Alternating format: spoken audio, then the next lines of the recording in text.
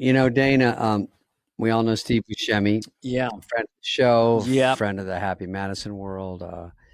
Saw him at Sandler's. That's hmm my son was at Sandler's Kennedy Center Award. Yeah, I was actually next to him singing. I'd not really hung out with him, and he's so Yeah. much fun and so nice. He's such an intense actor. And we talk about Fargo on Oh my this God. movie, and he can play the bad guy or whatever. But man, is he a sweet, funny person in real life and can sing Yeah, pretty good. good dude in everything. People really like him. He was in Con Air. I remember that's a part Oh yeah, I told him I I auditioned for love that. that movie. He was like, And obviously, I think it was Wedding Singer and Grown Ups. We did one summer. I think he was in both of them. hmm And just all around great actor, pretty beloved out hmm there, and does comedy, does drama, talks about cast. Which one is that? Is that both of them, or is that I was in both of them. Yeah. okay? Yeah. So, so the one where, but Dana, this is boring as fucking shit, but I'm me and Steve mesmerized. will crack up. You're already mesmerized. That's good. Okay, so we're doing a scene where we're all around, and it's nighttime, and we're all drinking, and the couples start to pair off and slow dance, and this Joe Walsh song comes on or something, and or not Joe Walsh, but Sentimental Lady, and I go, oh no, oh, this is a good song, and I'm drunk, and I get up and I sort of stumble around, and I interrupt Adam and Salma, and then I wind up falling down drunk. But it's a 7-page scene, and we're all in it, so it's hard to shoot. So we shoot it all night one night, and we get to my coverage, and they go, "It's getting light. We'll pick that up another time." And I'm like, "Another Oh, time?" Because I just had it all memorized because I'm doing it all night. I'm like, I'm kind of glad I'm last because I have a lot of lines. So three Damn. weeks later, McCartney is playing in Boston. We're pretty close. We might be in Swamp Scott. So I just do yeah, McCartney sounds. yes. sounds like Oh, Perfect. I thought he was here. everyone's looking around. When did he jump on? So I go, Chris Rock is in the movie, and I say, Chris, McCartney's in Boston tonight. And he goes, his ticket lady was my third grade teacher. And I said, oh my God. He goes, let's call her right now. And he goes, we're all dialed in. I said, we're done around 6, 7. We haul ass. We found exactly when he goes on. And then he goes, and he wants to say hi right before we're like, oh my God. Wow. So about right before the end of the day, it was maybe Jack or someone came into my trailer and goes, we're gonna pick yours up tonight. I go, Oh pick up God. my what? And they go, Jack remember that? Jerv. Hi, Yeah, Jack. remember that scene you didn't finish? Hi. I'm like it's my fault. I go, yeah, I didn't finish it right. And he goes, I think tonight's a good night. I go, no, it's not. It's fucking Paul McCartney. You're just not a worker. You're not a real worker. Paul McCartney waited till midnight to go on. He's like, are they coming? God, So- he's 81 and he's up Yeah. half the night. Yeah. So I go keep in, him Steve, waiting. and then they go, I said, do not bring that fucking cast in to do all their shit again. I go, I'll do it. I said, I can't do that to them. So they gladly all scrammed. And then it was Sandler, he's overseeing it. And then I'm doing it to, a bunch of like tennis balls or whatever, the eye lines. And I do my whole 7 pages. I'm drunk. And so I come to Video Village. This is sort of the point of the story. Yeah. And Can't wait. and I'm like Adam, like we got it. And yes, I haven't taken any classes, but yes, I'm really good. And I sit there and he's just looking at it going, and I go, we watch the playback. And I'm behind him kind of chuckling, like, this is working. And then he goes, were you drunker last time? Was it a little, Oh, it was a little different. I don't know Whoops. if it's matching. And I'm like, so I go, play me back something from the last time, and so we're trying to go, okay. And it was really hard to match the exact tone of the drunkenness. Sounds crazy, but I go, I'm going to go under on this one. And then I come back and then I go, okay, I'm going to go a little bigger. And we did it until it made Mhm. sense. And now when you see the movie, you don't even notice, but it kind of fits in. Oh, you notice. I noticed when I saw it.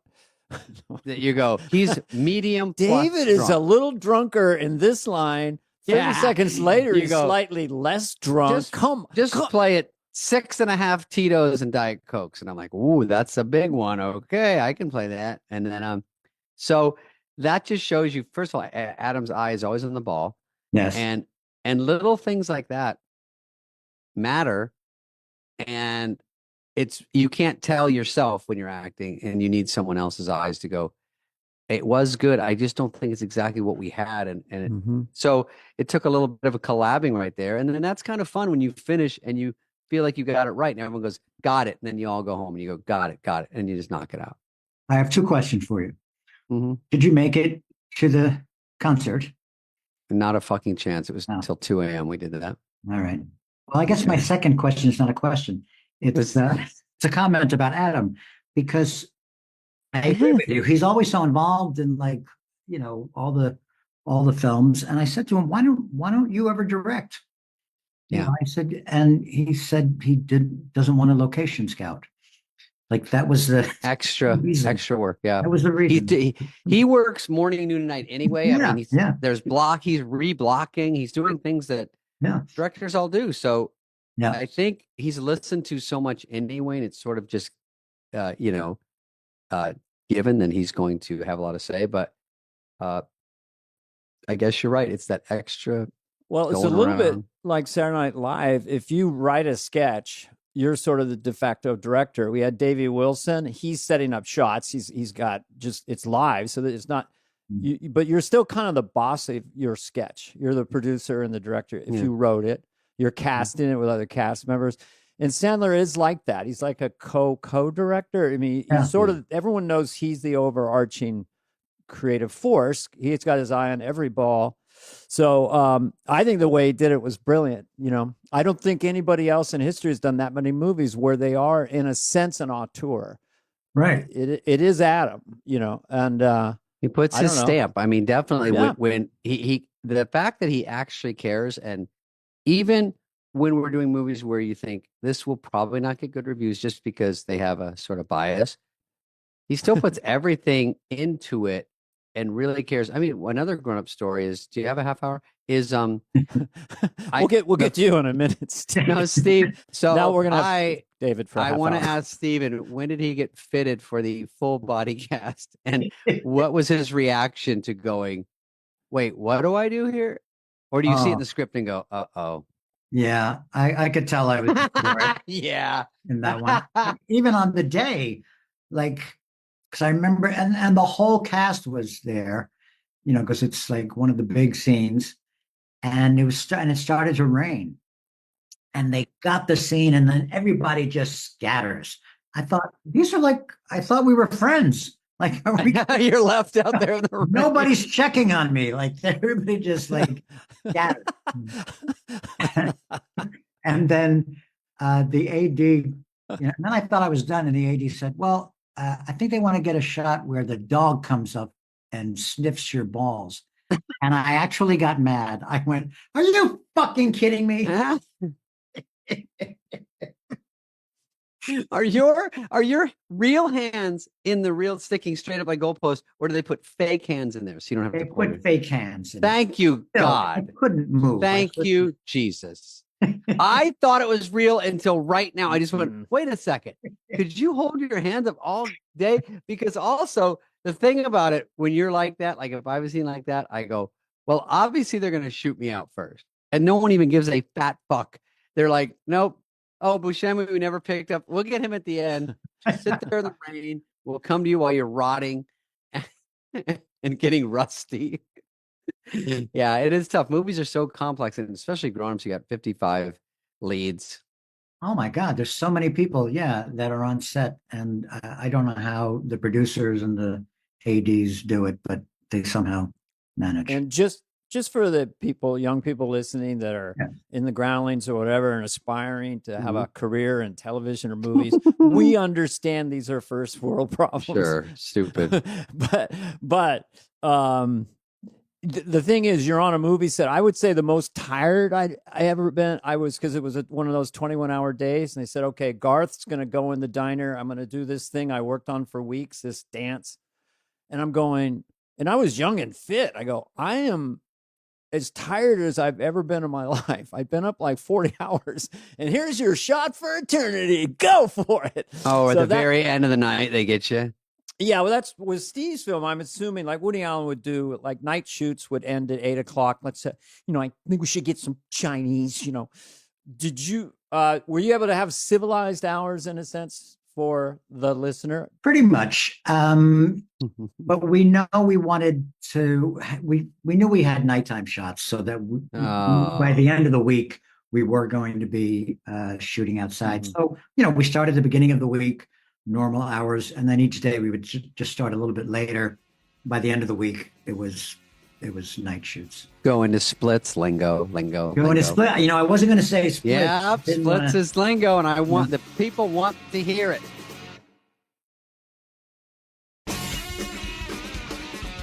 First of all, we were watching your movie this morning. This is The Listener, right, Dana?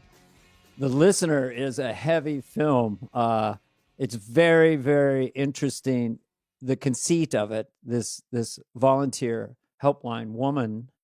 We'll talk to a minute. It is your movie that Steve directed. It's compelling. It just kind of captures the angst, post-pandemic angst, or just human angst and sadness. It's extremely well done and well acted by Tessa Thompson, who is the only actor in the film. You go ahead, Steve. Well, she's the only actor that we see in the film. Right. Thank you. There's an amazing cast of callers. Yeah, she plays a home helpline worker. She works the night shift. She works from home, and she gets all these calls during the night that she navigates. And we have a wonderful cast of the callers, but you only hear their voices, but you only see Tessa on screen for the duration of the film, and she's amazing. Because they are characters also, and they I was watching it with someone, and the first guy that called in, she was more into the guy. She was like, I like his voice, I like his tone, I like what he's saying, I like this guy. And so it's actually a big challenge to be a voice and to have any sort of resonance or impact. And Tessa's obviously great on her end. She's got a very calm, soothing voice, and she's she could get very riled, and it seems she's got a very you have to have that sort of job. That's what her whole job is, and very interesting. I think what she worked with was because we did everything we could to make it cinematic. If this was pre-pandemic and she was at a call center where she was kind of tethered to a desk, I don't know how I would have made that film, but because she is able to work at home, we purposefully found a location that had a nice flow to it, that she could walk around, be in different rooms, go outside. And what's amazing about Tessa is that, her voice was, she always tried to keep, like a calm, level tone, but you could see on her face if she was upset about something that somebody said or worried. She had a lot of these micro expressions that sort of gave you an inkling of what she was going through herself. And what you really captured, which you do a lot when you're young anyway, where you'll like a girl or something, and then you'll talk on the phone at night. It's very intimate. And these two people, Tessa's character and the strangers calling in, they don't know each other. It's very dim. It's the middle of the night, and they're having this intimate conversation, and the voice actors immediately, the first one just sounded just extremely real. Like you're eavesdropping. You captured that. So thank you so much. I appreciate you guys watching it. The voices.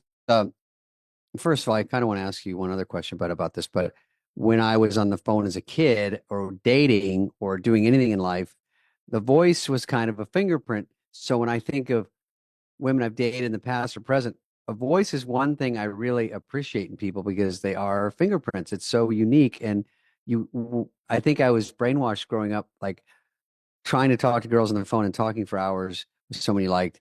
And you always remember that. And sometimes people get older and everything, but you know their voice right away. Right. And so when I go into 7-Eleven and if I ask for something, they go, "Oh, I was waiting to hear you talk. That is you." Right. It's kind of interesting. So when you have people call in, it's very powerful to have the right person with the right, because you have to make them all a little different. And that's true. Yeah. That's a trick. And then you have to make for people that don't know, that sort of indie budget is like, if you have one location, what you were saying is you have to use some trickery and some movements and some things to keep it alive. And you did that. And that's the hard part with one subject and one location. It's less expensive, but it's hard to keep it going. So to make a good movie is tough. We also shot the movie in 6 days because Tessa was still working on Westworld, the HBO show that. Oh, okay. And that was her hiatus. She had 7 days off and she chose to work with us. We were trying to find a window and she's so busy with other films and other things, but she had that 1 week off. So we shot the entire film in that 1 week, which was doable because it is a confined space and one actor, but still it was a bit of a challenge. And another interesting layer, frequency, I don't know, I went to state school, is this idea when you take on a role, like when you see a teacher outside of school, you go, they're just normal. What are they doing? So in this case, her character has her own issues, and yet she's in the helper mode. It's like when you have a therapist and you kind of wonder what's going on with them, So that was a whole nother layer to the film that the people don't, she's just in the helper mode and then she's in that mode, but she had so many other issues herself. So, yeah, I mean, I think most of the people who do that work have been through it themselves. And part of the conceit of the film is that Tessa's character, she breaks protocol because you're not really supposed to tell, your personal story to callers, but she does so for this one call where this woman is in crisis. And she reveals, a lot about herself in order to help or save the person that she's talking with. But I know what you mean about the, seeing people out of context, like seeing your therapist on the street. Or I remember when I was a kid, I went to Catholic school, and I remember one time during lunch seeing my teacher, who was a nun, eat a sandwich, and I was blown away. What? You eat? It's true. You never see him eat. They never eat. I saw Pastor Jerry. I was raised Lutheran. Pastor Jerry at the mall, and he's wearing desert boots. And I go, Pastor Jerry wears desert boots? Because those were very cool back in the days. I saw a rabbi on a pogo stick, and I was like, what are you? You're never on that. Right. I know. Steve, I'm looking at this. There's so much Dana about Steve that we love because he's actually, one more question about the movie. Yes. Before I get into your illustrious. I have a question about the movie too. Okay. My last one is being a well-known actor and a name, and I don't want to hype you up too bad, but you direct and you're well-liked guy out there. Is it still hard to get a small movie off the ground? Yes. This is the first film I've directed in 15 years. And there were others along the way that I tried to do. This one was, hard to get off the ground as well. But yeah, I think the climate out there is tough for any filmmaker. But where there's a will, there's a way, and we did it. You got through it. Yeah. Single location helps with the budget. Yeah.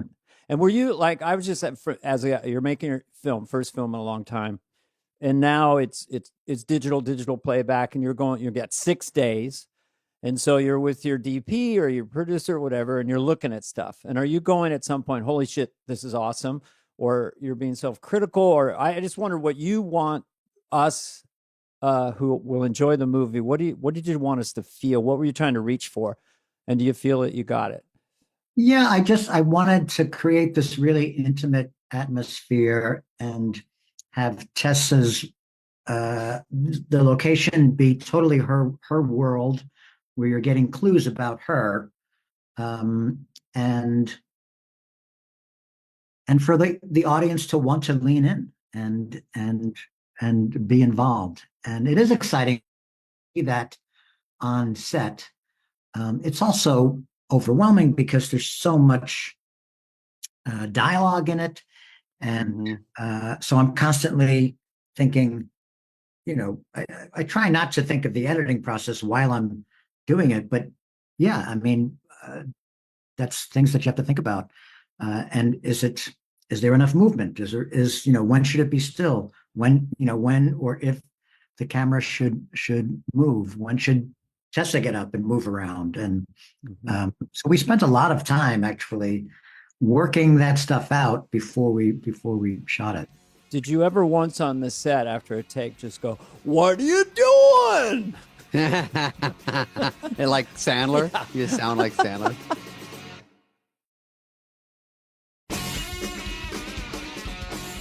I want to ask a question because Steve's been famous for a long time, so it's hard. You're okay. I get to talk to Steve. It was so much fun hanging out with you and at Sandler's thing in DC. Because you're one of the people. I'd say Steve Buscemi's here. I'm doing this thing with Steve Buscemi, and it's like, what? It's like they love him. But here's something maybe you've never been asked: who's more talented, Joel or Ethan Coen? You have 3 seconds. Go. They're both hacks.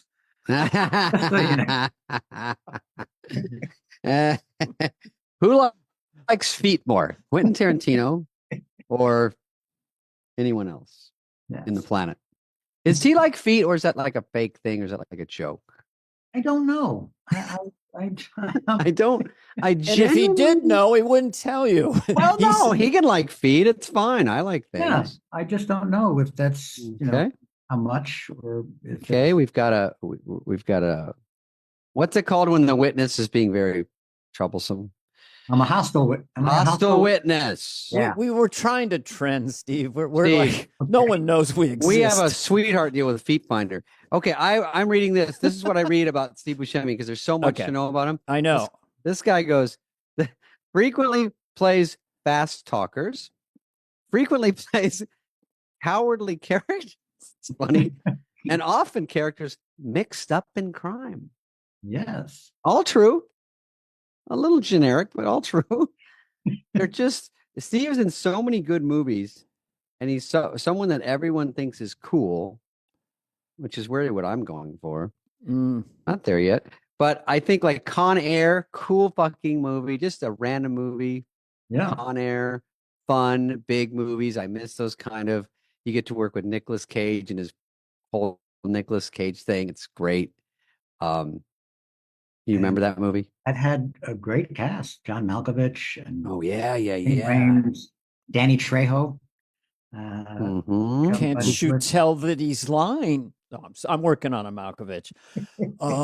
Nicolas Cage. Why, God? Why? Dana, to bore the shit out of Steve again, not to bring it back to me, and it's not about me. I do not care about me at all. I'm timing you this time. I read 3 times for his part in Con Air. For whose part? Yours. And you probably was an offer. I'm sure you got offered it while you were milling it out and swishing it around. They were dragging me to the valley back and forth going, do it like this, you monkey. And then they go, no, we got our guy. Thanks, bye. I never knew that. Wow. You would have been great. Steve, when's the last time you auditioned for a movie?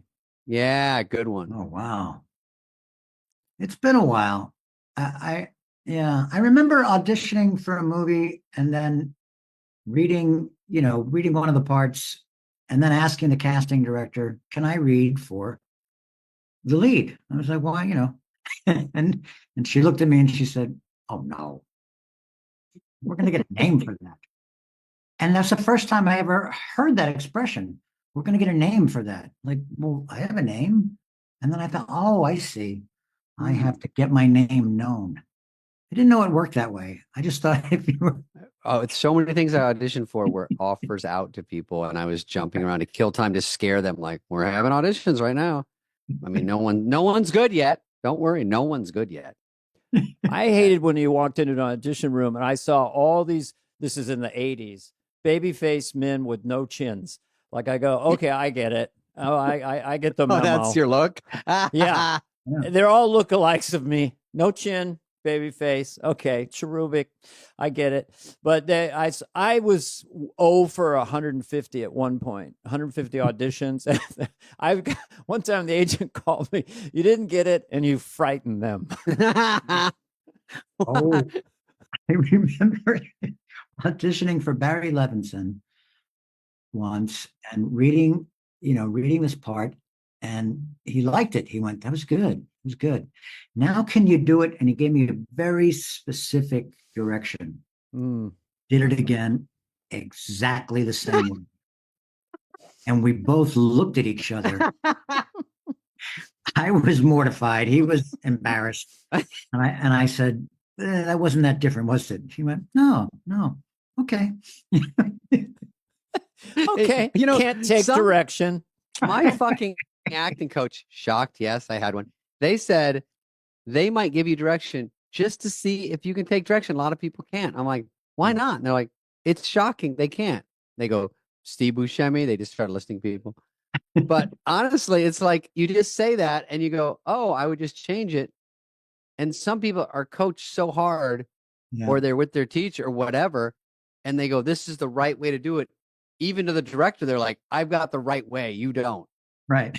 And they're just testing you. But I've done that. I bomb every commercial audition, even more embarrassing. Do the Coen brothers give you a line by line reading? Like say the line like that, or how are they? Their writing is so specific, that they really want you to, say what's written, and so there's very little. I think I improvised something once on Fargo, and I was nervous about it, but they liked it. But I remember in the beginning when I first started working with them, they, I think in Miller's Crossing, they just wanted my character to be even, he was the fastest talker that I think I ever. It's hard with lines to do fast talking. Yeah, and they just wanted it even more. Like they just wanted it more intense or more shrill, and I remember doing the scene where all I do is talk, talk, talk, talk. Gabriel Byrne had like 2 words. Then I talk, talk, talk, talk, talk. He would just wait till I stopped talking. And then he would say two words. And there was a whole casino of people behind me on my coverage. And I remember on one of the takes, my late wife, Jo, she came to visit me on set, but I didn't know she was there yet.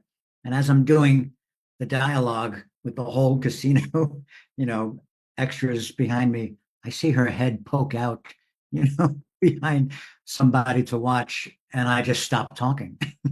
Oh, it threw you, yeah. And then, all right, back to 1, and it would be a lot of grumbling. And she felt horrible. I could see the look on her face. She knew what happened, and she just ducked back out. Yeah. Because your brain just switches. You go, wait. I was like, oh, Jo. Turns you off. Dana, I don't know if you remember this one. Of course you do. I don't know who you played in this. Maybe Travolta. One of my favorite sketches was Welcome Back, Kotter. Quentin Tarantino's Welcome Back, Kotter. When John hosted. John was playing John. Okay. John Travolta hosted, and it was Welcome Back, Kotter, directed by Quentin Tarantino. And at the end of it, because Michael McKean was on the show, and they had Lenny and Squiggy pop out. Remember?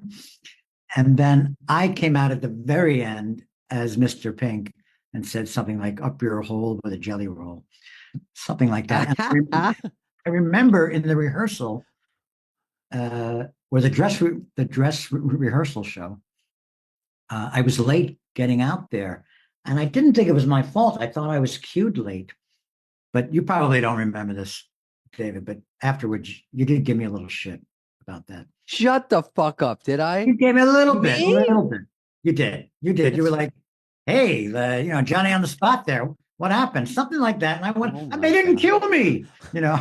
How dare I? I was nervous. I was Horseshack and I was in character. Mr. Kotter. I got to play Horseshack. I loved it. I thought that was such a funny idea, funny sketch. It was great. Yeah. One of my all-time memorable ones. That's fun. You got to be in that. And I just watched your monologue of character actors. That was a good idea. you were people in the audience, cast members were character actors Yeah. asking you how to be a lead. Wait, Do you that remember was this? the monologue?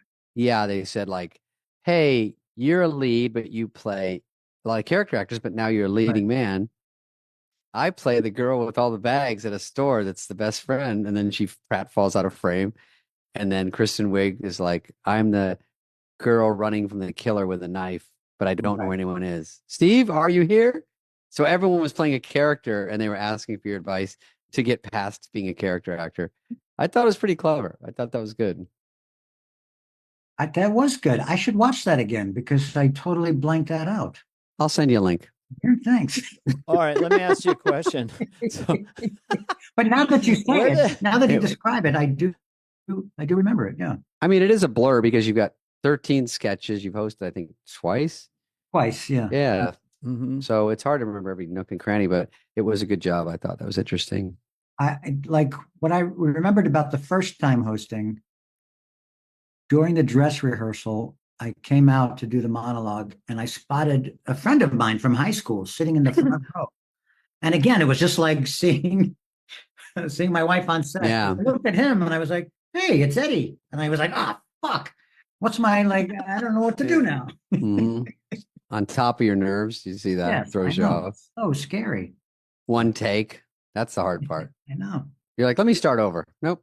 But thank God it was the dress rehearsal. And then for the show, I just told myself, just don't look at anybody. Just avoid eye contact. Yeah.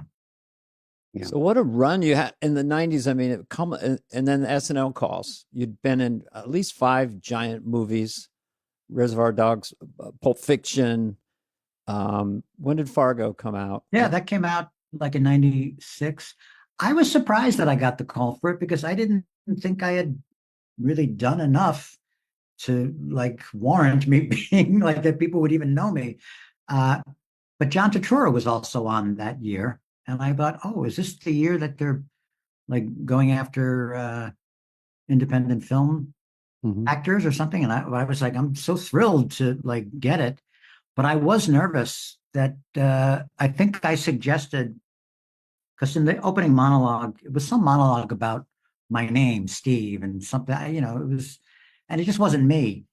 And I was nervous about that. So I sort of addressed that. And then I suggested something. I can't remember who came up with the idea that we were going to, I was going to take suggestions from the audience and do like an improv with the rest of the cast. And then I would just insert scenes from movies that I was in. But the ulterior motive was to remind people I was in Fargo or Reservoir Dogs. Nervous that people wouldn't know, like, well, who was this guy? But I was glad that they changed it. I was very sort of shy to say, do I have to do this opening monologue? Can we change it? And Lauren was really open to it and receptive. But that first time you host, it's just so mind-boggling. I was so anxious, and I didn't know if I was allowed to say anything or contribute. And even though they were asking me, like, is there anything that you like to do, or do you have any special talents? Can you sing? Yeah. Whatever you want. Right. Did you feel like you're being a problem if you say too much on a set? Yeah. And then also, like, what do I know? Like, you're the experts. Yeah, you put yourself in their hands. I think they just test you to say, we have a sketch we've been sitting on, but we need someone that can speak Russian, or we need someone that can, sing. And and you need just dialects and weird shit. And you go, I can juggle. They go, okay, we can put that in something. And then that helps. Did Lorne calm you down, or is he sort of imposing in his own way? But normally he would really take a host. You go to dinner with him. You'll be nervous on the dress rehearsal, and then on air, it'll all just come together. He's kind of both. He's very intimidating and comforting at the same, kind of at the same time, because he's so calm, that this is what we do, and you'll be fine. And it's like, okay, I'll believe you. Do we had an old movie you did was called Airheads. I saw it again on the flight because we had lovely Brendan Fraser on, who was a super sweetheart. He's great. And then of course Sandler. For seeing Airheads again, because I went and saw it on Broadway and like 69th, wherever there's that little theater in New York during, I think it was SNL. And I saw the whole thing again. Pretty fun to see the whole thing again. And Billy Madison, of course, is such a big one. And that people remember you from, I did one day on that movie. And everyone remembers it. Is that you when you crossed the list of who to kill, that thing? And then, yeah. So memorable. He calls me up and he apologizes for his bullying behavior in high school. And then I cross his name off the list of people to kill. And then I, for no reason at all, I just put on lipstick, which that was my favorite part. We went. Do you think? I mean, being the character actor is great. We saw Sandler tape his thing. I thought I might see that he's doing his stand-up special. I know. And Bridget was there. Yeah. Veronica Vaughn, the teacher in Billy Madison, and I said, "You get to be for history in one of Farley's funniest things, saying that Veronica Vaughn is one fine piece of ace." And then Billy goes, "You went with her?" And he goes, "I had a couple fun nights with her." And he goes, "No, you didn't." He goes, "No, I didn't." Or whatever he says. It's so funny. It's very, very, very Chris. Yeah, it was fun. Yeah. He plays the bus driver in Billy Madison. Yeah. So funny. Yeah. That's fun. It's fun to be a part of even like that one scene you did. Just everyone remembers it. I loved, and and Chris was in Airheads, and I remember when we did the read through, and afterwards, Chris said to me, "There's a part in Airheads where like my character gets angry, and I'm like yelling at Adam, and Chris says to me, 'Wow, Steve, when you were yelling that one time, you sounded just like you did in Reservoir Dogs.'" And I kind of looked at him like, "What are you saying?" And I realized Chris really was that way. Like when he had that sketch on SNL. Yeah. He would go, "Oh God, what? Remember when you were in the Beatles?" Yeah. He really was that way, kind of. But he was excited, I'm sure, to see you. I know. Yeah, it's fun. And I just, and I kind of looked at him, and he looked at me, and then we like just laughed. But it was a really funny thing from this thing. Yeah, he is a sweetheart. Was Fargo the one you get asked about the most? Only because it won Best Picture, right? It was it's The Big Lebowski. Oh, okay. And that was another. And it took a few years for that to happen. Because that was the one that followed Fargo, and I think critics didn't know what to make of it at the time, and it kind of fell through the cracks. But then, like 5 years later, I would start to get these like college kids come up to me and mention it because they watched it on VHS like over and over. And then in 10 years' time, it was and then it got to be where I knew the Lebowski fans. Like somebody would come up to me on the street and they'd be about to say something, and I'd say, "Shut the fuck up, Donnie." And they'd like look at me like, "Oh yeah, oh wow, it is you." Yeah. God, I'm telling you, I hear about that. Like people, I'm not in it, but people go, "God, have you seen The Big Lebowski?" Oh, like when they listing movies they like and comedies, and it just really did resonate. Yeah. Hey, I'm the dude, man. Jeff Bridges is such a stud. Such a stud. Jeff Bridges, I always say that when he became a cowboy actor, he always sounded like he just had a hoagie. "I'm going to do a take here in a minute, but I just had a big deep fried sandwich." Jeff, now, if he listens to our podcast, once he did True Grit, and then he just stayed. His voice got gravelier. Well, he's just he went post-acting. I think some people, if you see Hell or High Water, he's being so playful in that. It's almost like Anthony Hopkins and the one he got the Oscar for a couple of years ago. So kind of like beyond acting, they're just playing. I don't know what to describe. He's like, "Let's get a giddy up on this car." I don't know. In the Hell or High Water, I went, "Oh, he jumped the shark. He's not acting anymore." Do you know what I mean, Steve, in a way? Yes, he's just become whatever it is. He just... Yes. Yeah. Rules are out When's the window. The most in the pocket you feel you've ever been? Like in a role, like, okay, this is the most I'm not thinking that I'm acting in a way, or I'm just feeling so great in each take? If it ever happens. Well, no. I mean, the first feature that I directed, Trees Lounge, was a character that I wrote for myself that kind of was like an exaggerated version of me, but it was me. And so, but it was weird because I was also directing it, and I always get very anxious when I direct. So it was hard to really enjoy it, fully in the moment. If somebody else was directing, I think maybe I would have felt like, oh yeah, I'm nailing this. Otherwise, I'm just like, I'm just thinking about the rest of the day and just wanting to get through a scene, make sure I got it right. But yeah, but my anxiety, I think, just gets in the way. Wait a minute, an actor with anxiety? I mean, you're telling me a brilliant actor has self-doubt and anxiety, except for Brando, maybe. I don't know, but everybody else was a little shaky. I don't know. Hard to place Brando. I'll bet he was insecure. Brando, no? Well, he got the earpiece at some point, so I think he was I'm sick of memorizing lines. It's too stressful. Not giving a fuck is another way to do this thing, No, I'm saying the word anxiety, I didn't know growing up, or I would have said it every day. But I think now that you give people this word, like kids, they're like, I'm anxious at school. I'm like, well, no, fuck. I've been anxious since the day I was born till right now. Like, it's a very rough life out there. And they're like, I don't want to do my homework. It gives me anxiety. No shit. Like, everything does. Oh, I had panic attacks before I do stand up, but I didn't know I was having a panic attack. You don't know what it's called. You're just like, I was. So I'd give it a name, and then I'd have to go talk to a therapist for $225 an hour. Maybe you talk her down to $200. Well, that's enough personal information. Before tip. But yeah, everybody is anxious now and depressed. Steve? True. We can now we know what we are. We know we're screwed up and we have vocabulary.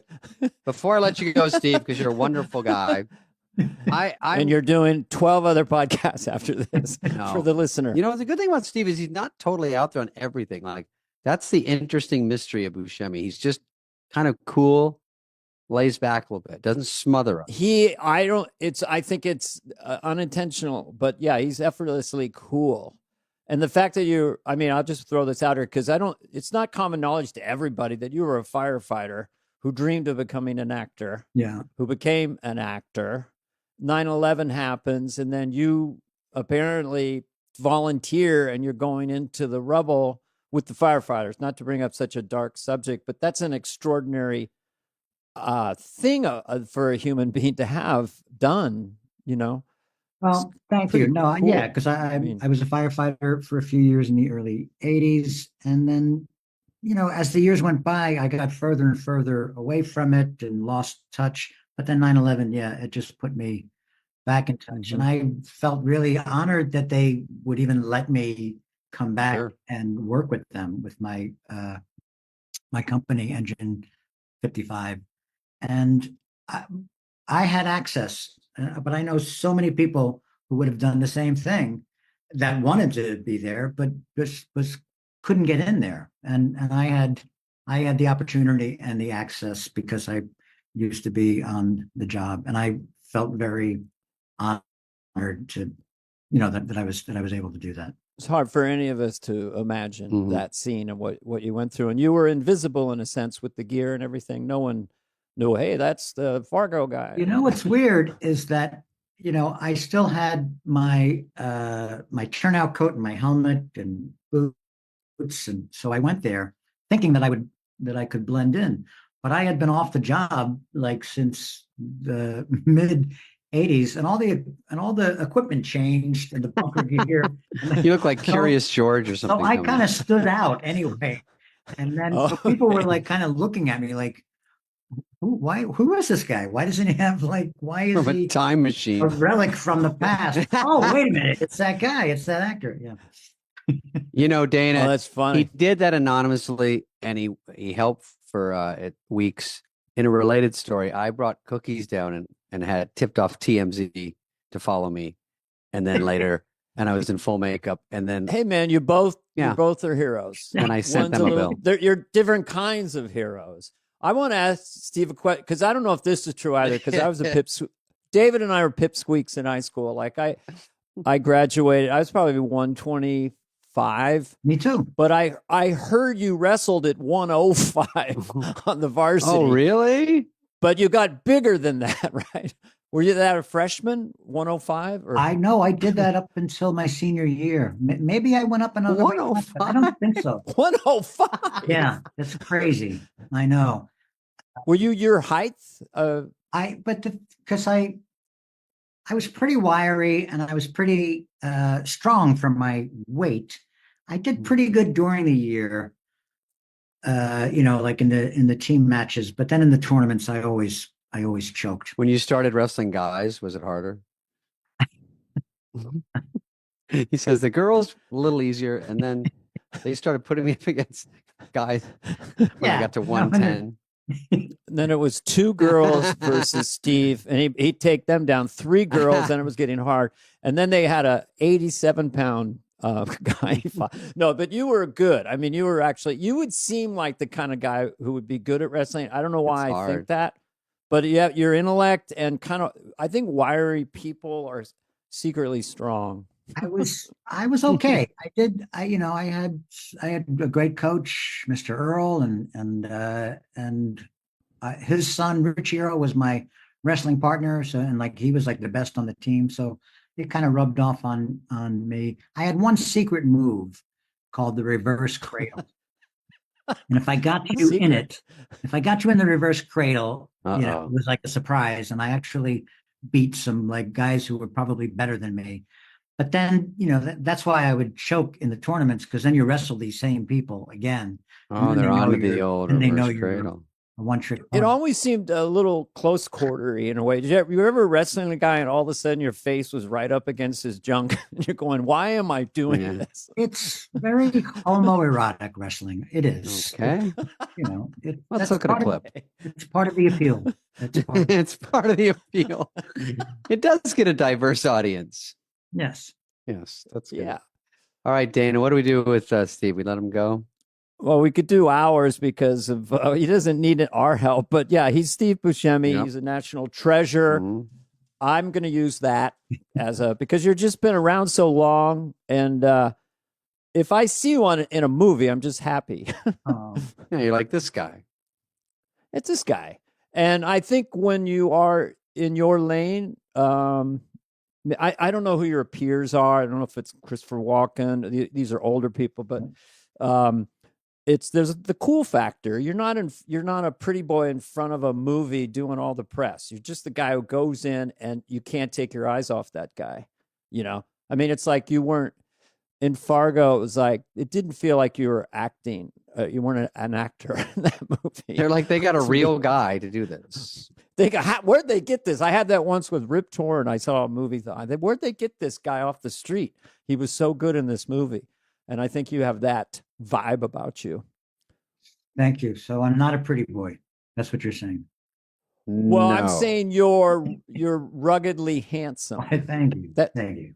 I agree. Do you think David's a pretty boy? Yeah. Yes, absolutely. Thank you. I've gotten away with every time I date someone, it's Beauty and the Beast in every article. I'm like, I enough for this. Like, just why not just say I'm okay? Look like a beast. They go, yuck. That's like exclamation is the headline. I'm like, all right. You can't do that. You can't do that with the girls. You can't say, look at this great looking guy with this dog. It's like, you can't. You can do it with me. All right, Steve, that's really what I wanted to get off. Okay. Russia has a great national anthem. And that's the only good thing over there. And NATO got a little aggressive. No, I'm kidding. I was at the Russian Improv once, and there was a tough. I was co-headlining. Oh yeah. Yakov Smirnoff. Yeah. You had a Spade Stroganoff special. I will say this: who are we talking about? When I know that Russia's been in the news lately, and I won't say why, but without getting into Come politics. on, give us a hint. when I did SNL, my first update bit was Yakov Smirnoff. Remember that? Just sounds like some illicit sexual activity. What happened later in the shower? Yakov Smirnoff. I mean, it doesn't sound... yanked off. And so Yakov Smirnoff was like, in Russia, everything's crazy. You know, remember his act? He was a Russian comedian from the 1980s. Yeah, and everything was, I do not understand faucet. Yeah, he goes, what comes out of faucet? Water come in Russia, bullets. Like, does it though? But no one in could really Russia, fact we check take bath once a year. America shower all the time. What's up with that? Now give me a fucking dollar. I'm a comedian. It's so true. By the way, Dana, my rubles are really shitting. I have so many rubles I invested in. It's so dumb. You bought rubles? Oh, yeah. I thought they were going to be the next big thing. Don't play the market. Come on, man. So Yakov. That's a crypto choice. So Yakov Smirnoff was a Russian comedian, and that reminds me of Judd Apatow. No, I have to tell you, I did SNL, and my first thing was like big beard, and I was on with Dennis Miller on Update, and I was like this. In Russia, and then me and Dennis were going back and forth. I was doing stupid jokes, and he's like, "Hey, it's not like that anymore, you know." And I'm like, "But in Russia, like it's all my hook of my whole life, and it's going away." Did you have a funny name as like a Russian comedian? No, I think I was Yakov Smirnoff. Oh, you were doing Yakov Smirnoff. Okay, got it now. And people understood because I did open and go, "I'm Yakov Smirnoff." Yeah, you say it. I am Yakov Smirnoff. Yeah. It depends how far you want to go with Russian accent. I don't really do accents or anything, and so I just did the most stock version. And then I get off, and it does okay. And then they go into the meeting after dress, and to see what's on the air show. So it's at 11 at night. You're finding out if you're on. And fucking Dennis is the first one out, and he goes, "Hey, Spudley, you can take off the beard." Because I'm sitting there in my whole Yakov outfit, waiting to see if I got it. And I'm like this. Because it's your whole life, and you walk into the room at like 10:45, and you see which cards were part of the outline of the practice show, and then the ones who've been placed off the main area. So if you see Yakov Smirnoff over to the right, then you sulk, right? The cast member who's cut just sulks. It would have been nicer if Dennis just ran out and started stabbing me. That's exactly the pain. Because I would look in and I go, okay, Church Lake cold opening, Wayne's World, okay, Massive Head Wound, Harry. Was in. Well, I'm just telling you. Let me finish. Also, I was scraping for my update piece. It wasn't even over to the side. It was like way over here. Franken put it way over here. Now. All right. Judd Apatow is on the show. Judd Apatow. And Judd is an old stand-up buddy from the Valley before SNL. I knew him. Yes, from born and raised in Northridge, I believe. I just made that up. Yeah. But he's from the Valley. But so that'll tell you a lot. We used to hang out a little bit, do stand-up out there. Oh.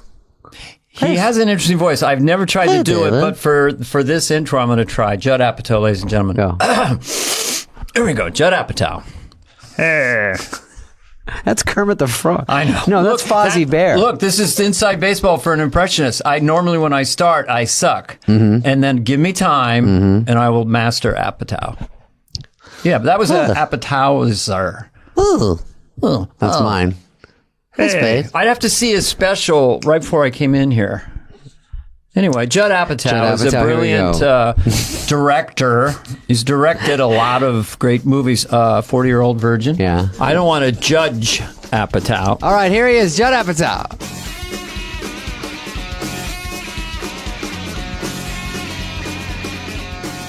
Judd's got the most to go over. Not the most in SNL. That's a little wispy, but Judd's got so much and so much in comedy that it's perfect. It's right up our alley. Can we go back to...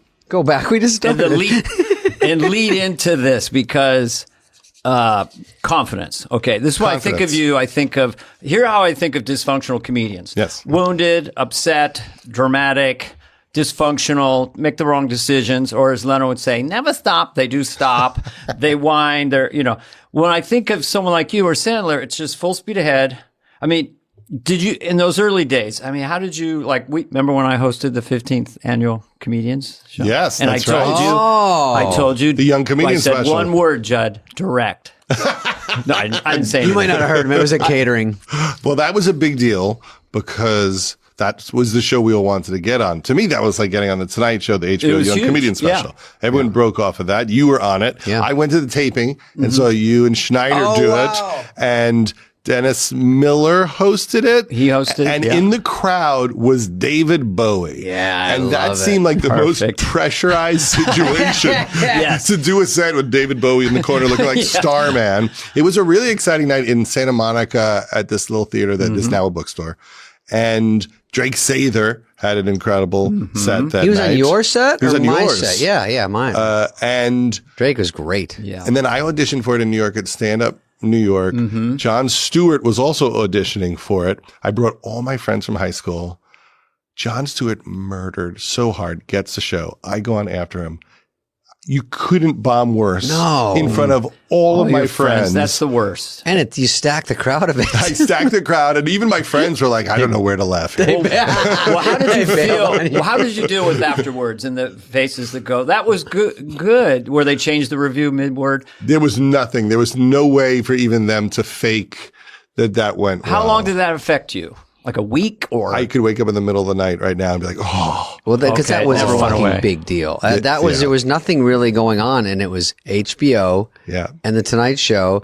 And I tried to get on the Young Comedians every year, and I kept barely missing it. And I was a young comedian, and they go, "Oh, we gave it to Richard Belzer this year." I'm like, "Well, isn't he 80?" Well, didn't we had Janine Garofalo on the 15th annual? Oh, that was yours. Ray what was your lineup? Ray Romano. He was the one who stole it. And even when we were shooting these like interstitial interviews, I don't even know if they used much of it. We all went, oh my God, Ray Romano's going to be a star. Like he found himself in that moment. Nick Introduce DiPaolo. me as Regis. I don't do an impression, but he really wanted me to. Anyway. Wait, if that's so many, I know we're going to talk about so many things. I love the young comedians because the lineups are interesting and the interstitials were interesting because they go, HBO said, just talk to the camera for a minute about whatever. And that was, looking back, it really showed you had no direction on ours. Yeah, me too. So do you remember what you even did? I don't remember. I just remember watching Ray do his, and he was eating an apple while talking and just was already a master. And I think I just thought, oh, this is another level of how you do it. Of it. And I thought I had a pretty mediocre set, and I made a very big mistake in doing the set, which is I had never been on HBO. I'd only been on like Comic Strip Live and Evening at the Improv, where you're never allowed to curse. And I said, I'm going to curse. Right. Why? Show them because I'm on it's cable. HBO. And then if you watch my act, I think I just added fuck everywhere just to be edgy, and none of them were punchlines. And the worst. And then when they would air it on Comedy Central and reruns, they have to bleep all the curses. So it's just a very I always tell young comedians, save the fucks. Don't just go, I went to the fucking store. Or back it has to be a punchline, and if you're Jerry Seinfeld, you'll fight the line for a year to get the fuck out. It's hard to follow a dirty comic also. And now, Jon Stewart, last question. Do you look at the lineup, and are you worried about following Jon Stewart, or he kind of blindsided you? Total blindside. I don't think I knew his act that much back then because that was 1992. So I wasn't on the East Coast much, so I didn't know what was happening. And I don't remember who else was on that night. But then I got it the next year, and Andy Kindler was on that, and Janine Garofalo, and Bill Bellamy. And that was like the week we started doing the Ben Stiller show. So I had to go to Arizona and shoot it, and then come back, and we started, shooting the Ben Stiller show. How did you know Ben at that point? I met Ben online at Elvis Costello Unplugged. Okay. For you, in 92. Online means 91. 91. In line. Online or in line? That's you were physically in line. Seinfeld bit. I was in line, online, and then Dana Gould was there, and he had met Ben before, and he introduced me to Ben, and then we were chatting, and he very quickly mentioned that HBO wanted him to do a sketch show. And I was like, oh, we should get together and kick that around. And we did like a day or two later, and then sold it like a week later. And everyone thought we knew each other for years, and we literally had just met the week before. And then HBO sold it to Fox. What were your credentials at that point that he would say, okay, you're good enough to do this? I had just they were like stealth credentials that seemed better than they were. So I would help people write their acts, and then they would throw me a co-producer credit. So I did that for Jim Carrey and Roseanne, and I did a special, which was a funny special with Dennis Miller. It was the pregame show for Paul Simon live in Central Park. All these funny shows. Right? Wait. And so he did a half hour where they showed clips of Paul Simon before and the you live wrote some concert. of his stuff? And so I wrote, the pregame show with him.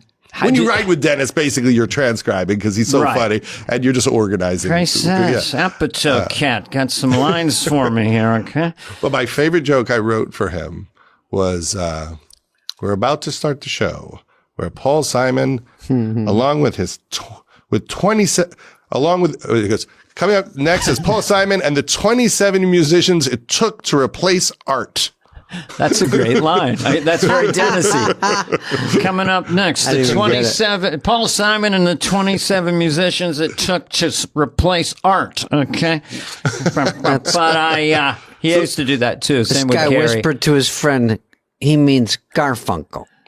See, it's the jaw. Everything. Carson's the jaw. That's the jaw. 99% of impressions are jaw-based. Yeah. Jaw-based. Well, Dennis, so I did that with Dennis, and so that made it appear. So I had a bunch of those credits. I did like 3 Tom Arnold's specials that were like kind of like reality comedy.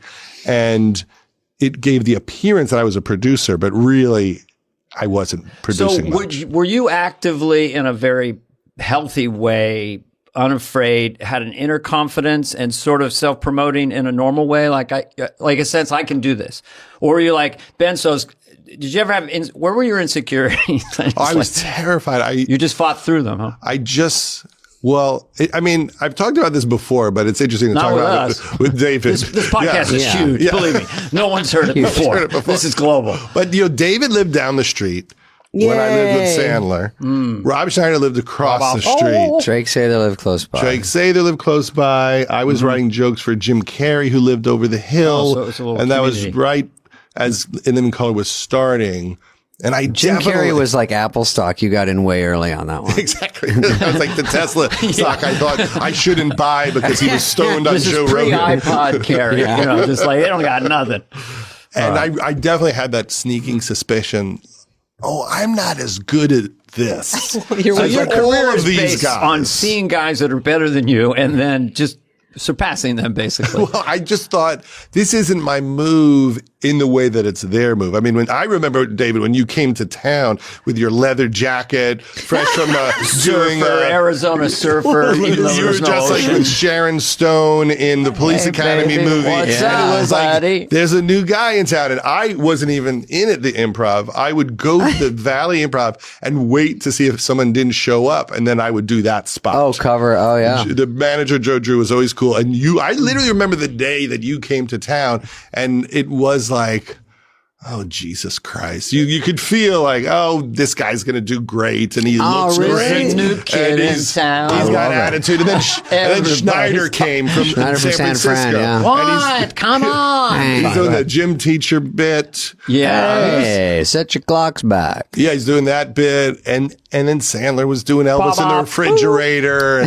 And everyone seems to be reinventing it. Ridiculous. Because you're like, this kind of isn't what we saw. When I used to look at that Improv chalkboard, it used to be, it would say like, this is dating me, but it would be like Leno, Paul Reiser, Jeff Altman, Ellen, maybe Belzer, Ellen, Seinfeld. And you're like, it was such a like first ballot Hall of Famers. You go, Jesus. But you didn't really realize it then, just everyone was good, Yeah. And then, but they all kind of were around the same age, same look. So that I got in 60% because I looked 17 and I had blonde. Well, you always had kind of confidence, or you were faking it. I bet you were like 21, and I was like, this guy seems like he's got it all together. I know you now. I was completely wrong. But then he'd pass out a Jack in the Box from hypoglycemia. Do you remember when I... Did you ever in high school say, jack off in the box? And that was the big joke for the guys in the Volkswagen driving And you go, I could go national with this joke. Jack off in the box. Jack off in the box. Hey, wait a minute. It's called Jack in the Box. Hey, that's a sexual...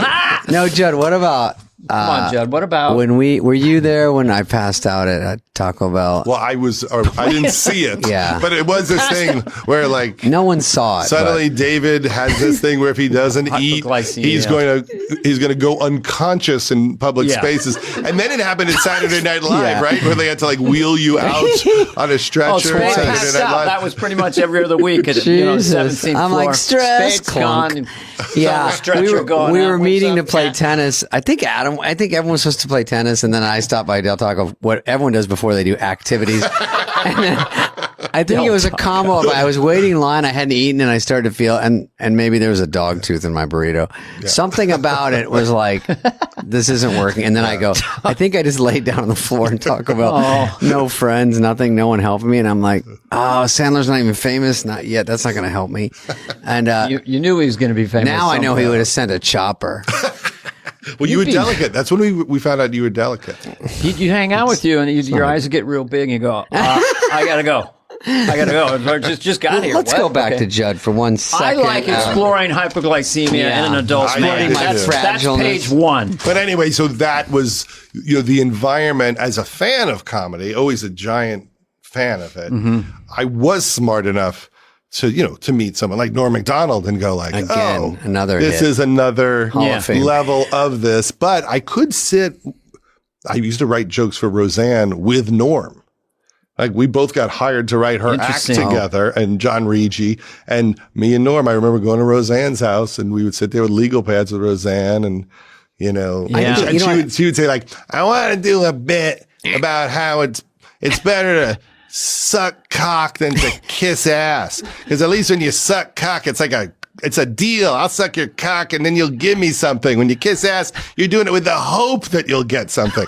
And she'd tell us some like theory she had, and we would like write it down and try to turn it into a And so routine. Norm was demure in a way and like just trying to please It's fun to see Norm in that scenario. You got to suck giving cock. good feedback. Norm going, there's something there. You can kiss ass, but eventually you got to suck cock. How about that joke? You were smart because you were like noticing early on, if you didn't think, which you did make it as a comedian, but early on you were like, it was Bitcoin producer credits. They were worth so much you didn't know it. And then later they just start paying off in reruns. And you guys never wanted to help other people. That's what it was. Everyone wanted to be a star. I just hit him. I'm like, wait. It was Planet Dana from day one. Day one. Sharp elbows. Motherfuckers, follow that.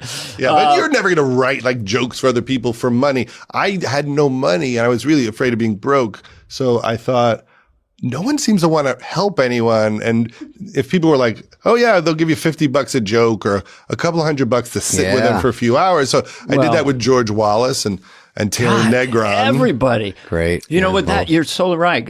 Going back to dysfunctional comedians. And if they meet a guy like you, who's smart and funny, obviously, and disciplined, and is going to kind of tease out the best of them. So David actually wrote jokes for me for a short period of time. Remember the grumpy old man joke you wrote? Oh, no. Go ahead. Do it. It was something like, in my day, we didn't have latex condoms. Let's see. We would take a bearskin and wrap it around our privates and tie it off with a bungee cord.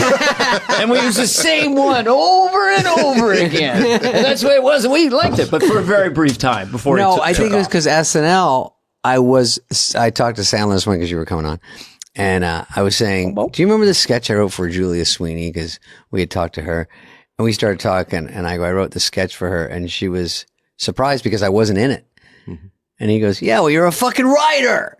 And I go, oh, that's right. Because we are so selfish that at the end of the day, my job was to write. So was Sandler. Yeah. So you're not supposed to really write for yourself there. And so I wrote for someone else. And then I guess because Dennis would ask me for update jokes, if I wrote for Grumpy Old Man, I thought that was such a funny hook. If I could throw some shit in, fine. You've got great guys all around you. Like if I had a rewrite table. It is magic for a comedian who's written all their own stuff and knows how hard it is. And you have your few hits, you repeat them over and over again. And then someone like Bonnie and Terry Turner or David or Robert Smigel hands you something. And I'm like, because I had written a sketch and I left it early on in SNL. I left it, and Robert said, "Can I take a look at it?" I'm like, "Okay, who's this guy?" Right? What a gift! I thought I'd already got it, and I came in. It was like gold. I'm like, "Oh my god, it's so much better." The fuck writing. So it's really makes sense how comedians would gravitate toward you. Well, Sandler, was really smart. And that's what he did. Yeah. Because I remember, first of all, I remember when he went to audition for the show. He flies to Chicago.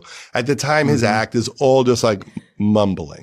So, and the Will Chamberlain bit. And he was hilarious, but still hit and miss in the clubs. Like, we loved it. We would sit in the back and just love it. And but I remember going to gigs with him where it did not go well. It was not a consistent situation. We all knew he would make it big. The last time it did not go well for Sandler. Yeah. I mean, I remember going with him to San Diego, to the San Diego Improv, and telling Dave Becky, who ran it at the time, oh, you got to let Sandler headline like on a Monday. Yeah. And Sandler bombed so bad for an hour and put his back against the wall and just ran it. Just said the jokes. Annoyed.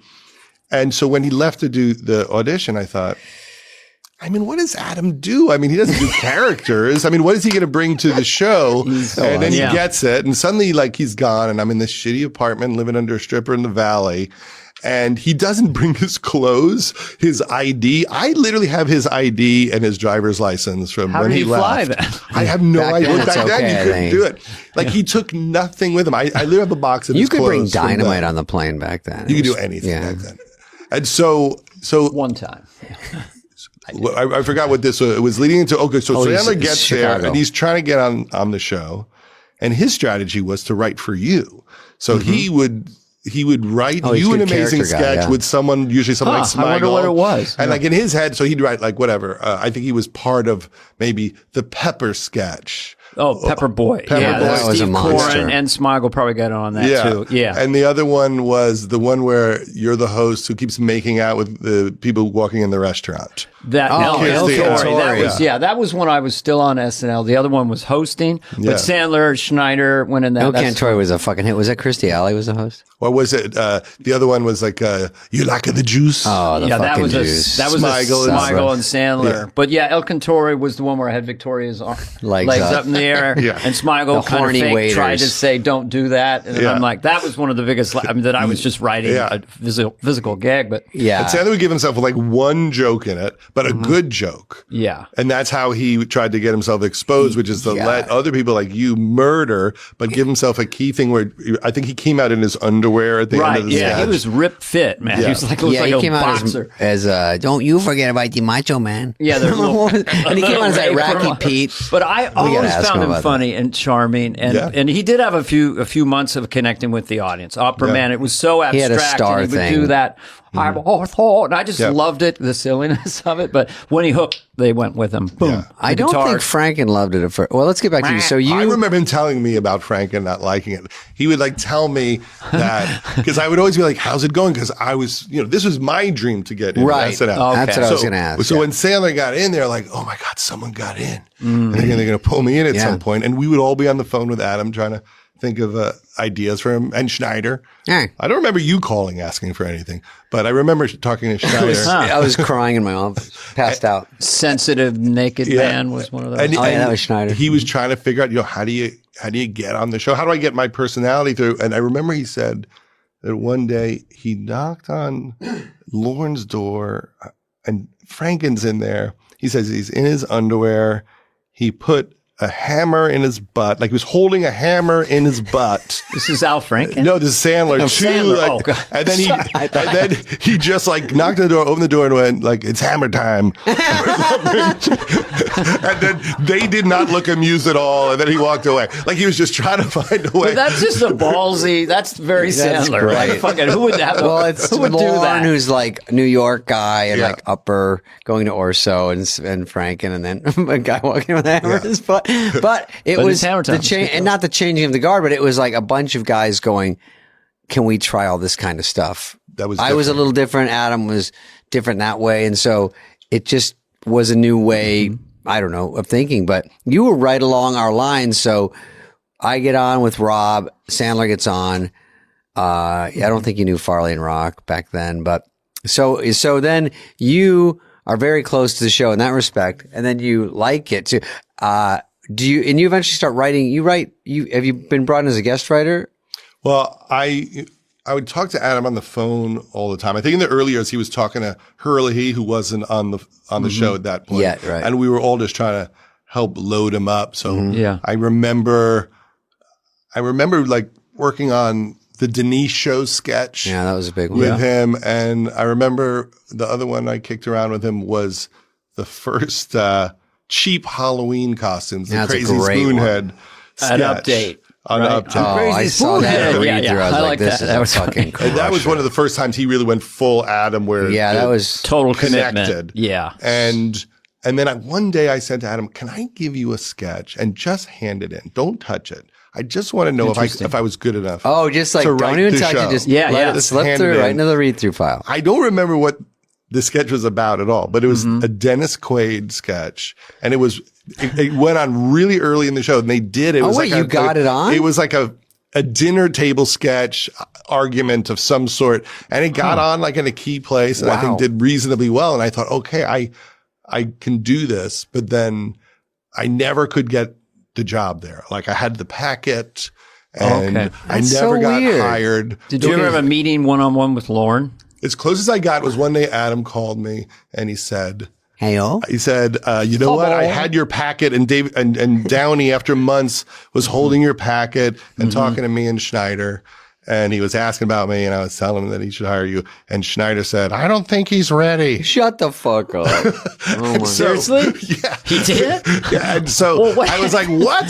They shovel writers in there. We mean ready. It's a tryout. But then I was like thinking about it. Come on. And of course, at the time, it was very annoying. And then I thought later, almost every good thing that's happened in my life is a result of those 4 words. What? You're not ready? Just not getting in there was why I met Stiller and did the Ben Stiller show. I can literally blame everything in my life to Rob Schneider saying he's not ready. Meeting my wife, my children, like none of it would exist. Interesting. If I went in at that time.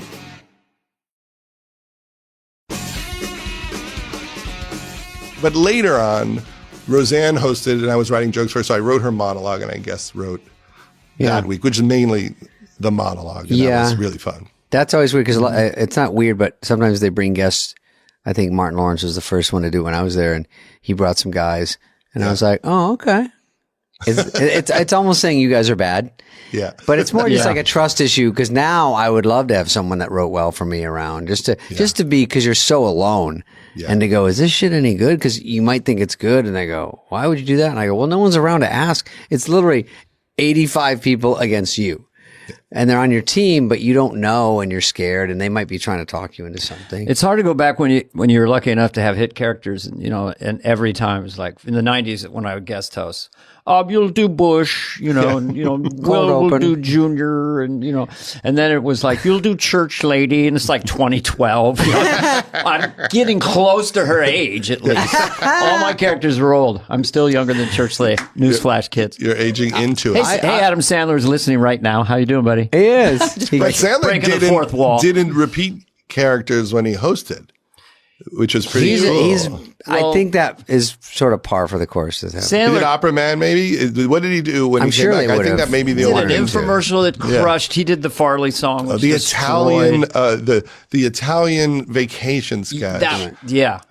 Was maybe one of the funniest. I think my daughter loved that one. To me, I thought. Well, I haven't been able to float this theory out, but since we're on Adam for a second, 2019, the year of Sandler. I've never seen anyone break show business that hard. Because first of all, his special was kind of supernatural because, my favorite word, because of shooting so many times and being so relaxed and so playful. Then he comes out with Uncut Gems. Was it Uncut Gems? Yeah, Uncut Gems. Then he hosts Saturday Night Live and he destroys. So those 3 kind of broke shows. And he won like the Indie Spirit Award. He won an award. And he gave a speech that if anyone out there wants to Google something that is as funny as anything can be, Adam gave a speech to all the snobby independent film people, right? Yeah, where they cheer him like he is their favorite person, has always been, and then he attacks them in the most hysterical way. It was a perfect speech. It just sort of was full circle, because back in the day, I remember Sandler just casually would say to me, "They hate me, Carvey." The critics thought he was. They didn't get him, and now since it's turned, it's kind of interesting to see a arc of a career. Two like questions. That. I have 2 parts. Back to Judd. Judd is that's all you get, Adam. Bop, bop, bop. Judd is I had actually heard you had offered head writer at one point, but maybe that's not true. There was some sniffing around. Some grumblings? Yes. Maybe was it too late in the game? You had too much going on? Well, at the time I was about to make a movie and I felt bad about bailing on the movie. That was one thing. And then I was also probably nervous about what I could accomplish at the show. Yeah. What can you really do to the show? Because it's so locked in. It's locked in how it's made. And I wasn't sure I had something that I could bring to it unless I could really change it, and it shouldn't be changed. But look what's happened since then. Yeah. I mean, it's just gone on and just gotten better and greater, and it did everything it should do, and so it just didn't feel like it informs me right now, just because I was on it and it's still on in this huge franchise. Shows you, I get to ride that wave. But I'm just curious, did you have wilderness years at all? After Ben Stiller, you have a couple of years where you lost your confidence, nothing's going on? Or was it pretty much, then you got with Shandling and that whole ride? Or was there times, or we could talk about your Gary Shandling experience, because I'm really curious about that and how it informed you as a filmmaker. Well, fancy question. Yes. Well, I was bouncing back and forth to a lot of projects that weren't necessarily connecting in mass success way, but I like them. So I got to make a movie with Steve Brill, which Stiller was in, Heavyweights, a Disney movie. Oh, yeah. And, it cost $10 million and made 20. So it didn't sink my career. Right. And we loved it, but it wasn't considered successful in any way. And weirdly, now people really like it. Yeah. It's charming. And then the Stiller Show, we loved it, but it got canceled. Won the Emmy for Best Show, though. For writing. And so that was exciting, but depressing. And then I did Sanders for a bunch of years. Sanders. And that was for me like, oh, I need to learn how to do this. And if I'm here with Gary, I'll learn how to write. And that is I think what happened. It's just watching. Were Gary you with the make show it. when I came on? Because Gary asked me to come on before it had gotten on television. Yeah. And I was doing the host thing. Yeah. And I so remember that moment because you did the Smigel sketch where you did an impression of Gary. Yes. And it was hilarious, but not necessarily something that Gary would enjoy because there was a lot of whining. What was the impression? Well, it was hard with Gary. And when he asked me to do it, I said, you want me to, because he wanted me to come in and do the impression to him. He goes, oh yeah, I love it. I think it's kind of like, Leno goes like this sometimes, but almost never talks like that. Yeah. Gary and every comedian has their hook to signal the audience that I'm having a great time and this is really funny. Yeah. So I noticed that Gary would talk like this, but then when something was really funny, he would go into this pitch, and I told my dog that he shouldn't pee on the carpet like that. So he wouldn't go to that gear all the time. But once in a while, he just go up here, and it's like he's having a party in his brain. It was a great move. So I just did that, and I had teeth, and it was grotesque. Yeah. You had big hair. I had big hair. But so anyway. And so Gary, I mean, it was really almost the definition of Gary. Wanting it to make more fun of him. In a way. No, that he's offended on some level by it because it just goes right to the heart of maybe whatever he might think is the cliche way of looking at him, or like he's just too boiled down, right? Reduced to just that's what I do with everybody, though. Yeah, so he's whiny guy or whatever. Right. So I mean, he's not mad about it, but he's like not loving it. Yeah. And then you call him at some point and say, "Hey, I didn't write that. Smigel wrote it. I hope you don't feel bad." And then Gary's response was, "Well, let's just do an episode about it." And then he had the writers write the episode where you guest host and you keep doing an impression of him on the show and how annoyed he is at you. And that was like the meta version of Gary. You know, he has his girlfriend at the time, Linda, do an episode where she's in Playboy magazine. Suddenly we're shooting with Hugh Hefner, and then on the set, Hugh Hefner asks Linda to be in Playboy magazine. And now Gary in real life has to deal with the fact that his girlfriend is going to be naked in Playboy magazine. And then the next thing you know, we're all at the Playboy mansion at a cocktail party where they have big pictures of her naked. Right. Oh, to look at. Oh, wow. So in the weird. middle, and Gary's got to be there. That's and an suffer episode through too. it. And that's what would keep happening with every person. Do you remember the Hervé Villachez was on that episode? The deplane, you know? And he didn't know it was a fake talk show because it hadn't aired yet. Yeah. But anyway, that was funny. Here's the thing that I find very, very interesting. First time, like I've been really bad in the 2 movies that I did because 125 takes, 300 rehearsals, you know. And it'll come to the way you do films. But Gary, we get on the set. It was pre-digital, so there's 3 guys with 16 millimeter. So they're covering me, covering Gary, covering the 2-shot. And Gary's going, I'll say this, you say something like that. Never experienced anything like that. So when I watch it, I go, wow, actually, it looks like I'm really acting. Yeah. So that was also a genius part. I mean, he spawned a world, an industry. Well, because you have to be loose. Yeah. He liked going deep emotionally. It's a little bit cringe comedy, which I think people picked up on. Curb is a little bit like that. Ricky Gervais, and so after that, when you got, what was the first film that you directed? I directed The 40-Year-Old Virgin was the first one. And we would do table reads to try to crack it. And Gary would always come. He was so nice. And he would pitch the fix. So I said to Gary, what do I do about masturbation? Because wouldn't he just masturbate all the time? Right, he's a virgin, he's 40. And so we're in a room with like Adam McKay and all these great writers and Seth, and we're trying to go, what would he do? And how do you not talk about that? And how do you keep it Steve Carell? So it's not cringy with him because of his likability. And then Gary just goes, maybe we just see his preparations for masturbating. And then Gary pitches out, he puts on his favorite bathrobe, he takes a shower, he puts out his tissues and his creams, and then we put on like Lionel Richie Hello underneath it. Right. And that was the scene. And Gary would do that all the time. He would tell you the great joke and the emotion, because he did say to me once, I think that movie is about people who love each other. It's about love, and it's about when your friends are just trying to get laid, but you're looking for love. Yeah.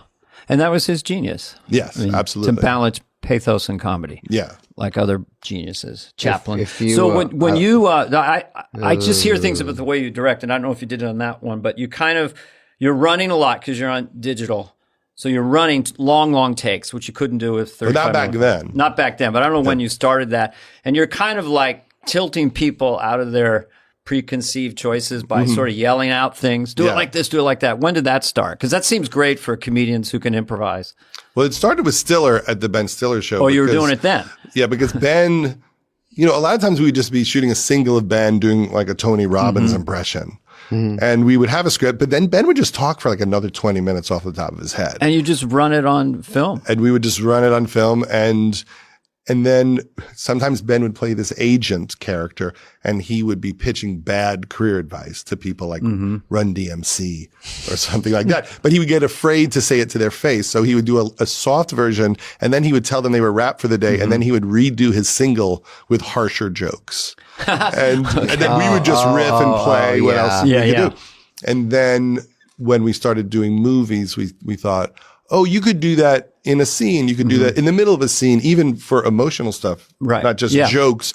We did that with David on Love, where we just kept it loose, and it's not always punchline driven. Well, I would say that for anybody, when you're discovering it, like sometimes when you think of a stand-up bit, the best you do it is the first time you do it. Yeah. And then you try to get back to that. Exactly. But when you're discovering something, the camera's rolling and you're doing it for the first time, it just a lot of times gets a lot of pop. I think that's what Brando was always trying to do by hiding notes and oranges on the ceiling, so he just would experience it. So anyway, that's all I got, David. And I think some of the best film philosophy. Some of the best stuff I've seen just as a viewer on set is like Will Ferrell on set just doing a run of alternate lines. Yeah. I was going to ask you that about someone who, and probably Will Ferrell will be one of them, where you're sort of watching greatness in a sense. Yeah. And I was envious that he would get these long takes to do, to show that, It seems like so much fun. I mean, the one I was thinking about, one was Milk was a bad choice. I'm in a glass case of emotion and Anchorman. That scene is just him and Adam for maybe it's just 15 minutes. They know they need one line. And they get to go 15 minutes to get that one magic moment. Just going crazy. Adam's yelling out stuff. Will's improvising. Yeah. They've written a bunch of stuff beforehand. There was one where I think it was that Rudd punches Will in the face in Anchorman 2. And they just wanted to get funny reactions from Ron Burgundy getting punched in the face. And Adam yells out, after he hit you so hard you speak in foreign language. After he hits you, and then it turned into, after he hits you, he hit you so hard, you're now 5 years old. And Will would just go on run after run. Yeah. No wonder that movie pops I would see that, at the end, as many of those. There's never too many for me. Just to show that. And I always try to get Adam to do outtakes because, you know, like on Grown Ups, it's all funny people. And I go, come on, we're all fucking around the whole time. I'm sure there's something in there funny. There better be. Yes. Just and you know, because we do the same thing. It's like, what are we doing this thing?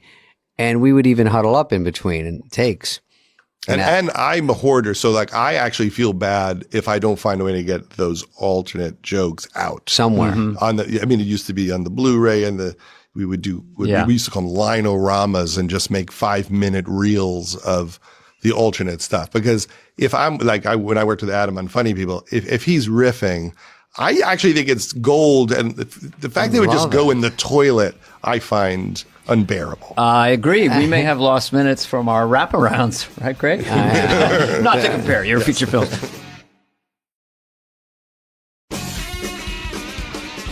This is just a basic questions I'd ask someone to do. And what people, the film that you were producer directed, you had a vision of it that most realized it.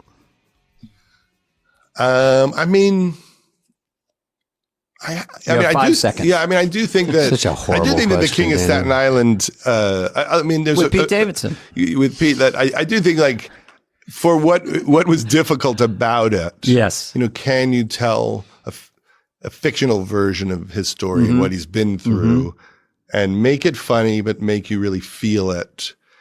Like that tone for me, which maybe is a little more of a Hal Ashby tone, which I'm always trying to figure out. The fact that movie works, I'm really proud of because it's balancing like grief and pain, but still trying to figure out how to make people like Pete and Bill Burr funny. Which Hal Ashby movie do you reference in your mind? I always think about The Last Detail. Because this ain't no horse's cock. Yeah, exactly. He meant which Hal Ashby? Seen the movie. I am the goddamn. That's a reference with my friends and with my sons. We are the fucking shore patrol, motherfucker. Yeah, I mean that energy. Yeah, where like that's a pretty long shot with no edits, and it just the whole movie feels so real. It feels like a documentary, and I'm always trying to figure out can you do that with hard comedy. And have that aliveness. Interesting. Yeah. Oh, good. Coming Home, did he do that too? Or? He did Coming Home. Coming Home was crazy. And amazing stuff in Coming Home where they're at meetings with veterans talking about their problems. And he did a lot of it with real people and improvised it. And it's some of it is remarkable and very moving. So I always think about him. And I think about Paul Reiser in Diner because he made up most of his stuff and they threw him into it and he created a character. That way. It's so good when you don't know for sure what you're going to say, or they say, you know, I get on some of these things, even in sitcoms, they go, all right, let's do another one and just Spade this time, dealer's choice, whatever you want. Yeah. And then, and you have 5 seconds while they walk back the camera and say rolling, and then you go, and then you just try something. But it's like on movies too. Just do one, let's do one for you. Yeah. And then sometimes they will keep rolling. Maybe you do that. And sometimes they do them one at a time. I don't mind keep rolling. And sometimes there's a guy there. Like there's some movies, usually on Adams, we have Swartzen or Steve Korn or someone that sits by Video Village. It's a tough job. It's grueling. Yeah. To be pitching job is to pinch extra and punch jokes. I did that with Paula Appel on a bunch of movies. I mean, from Saturday Night Live. She's remarkable at the onset. And you get some we winners. should have her on this podcast. Yeah, we hear her name for sure. Yeah. She gets, speaking of SNL, what would be your dream team? This is a fucking tough question. You know, I think I'd like to think of the what might have been team. I like that phrase. You know, like people that didn't get to full fruition in that space, you know. Okay. The Gilbert Gottfried, Robert Downey Jr. Robert Downey was almost a blessing in disguise that he left. Same kind of thing with you and Schneider. He was 84 or 5. Is it 1 year? Right? 1 year. Yeah. You know, who else was really funny? I mean, Terry Sweeney was so funny on the show. Michaela Watkins, you know, people that were there for a year like Keckner. And Jenny Slate, who are so good. Jenny Slate, yes. And I mean, Stiller was there for like 4 episodes. 5 shows. Bob Odenkirk was there for a few seasons, but never really could get on as a performer. So I always think about people who are amazing. That you could have put together an A-team, kick-ass SNL. Conan and Bob were writers with us, and they were feature players. Yeah. They're writer feature players. And I didn't even know it for probably 2 years because I'm sure they did. I was told, don't, like Shoemaker or Marcy or someone says, don't write yourself in right away. You're here for a job. And I was like, lucky to be there, but didn't, like you were saying earlier, writing for other people. Not that I didn't want to really. I just didn't know how to. I only barely knew how to write for my own persona, whatever that was. And so I'm trying to think for Dana or think for, whoever else. So that was hard. And then you get, I don't even know what I'm talking about.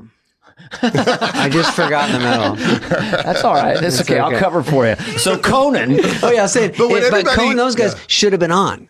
And they were, and then when I heard their feature player, I go, you're not on. And they would once in a blue moon write something and it wouldn't get on. Yeah. Or just give themselves 3 lines.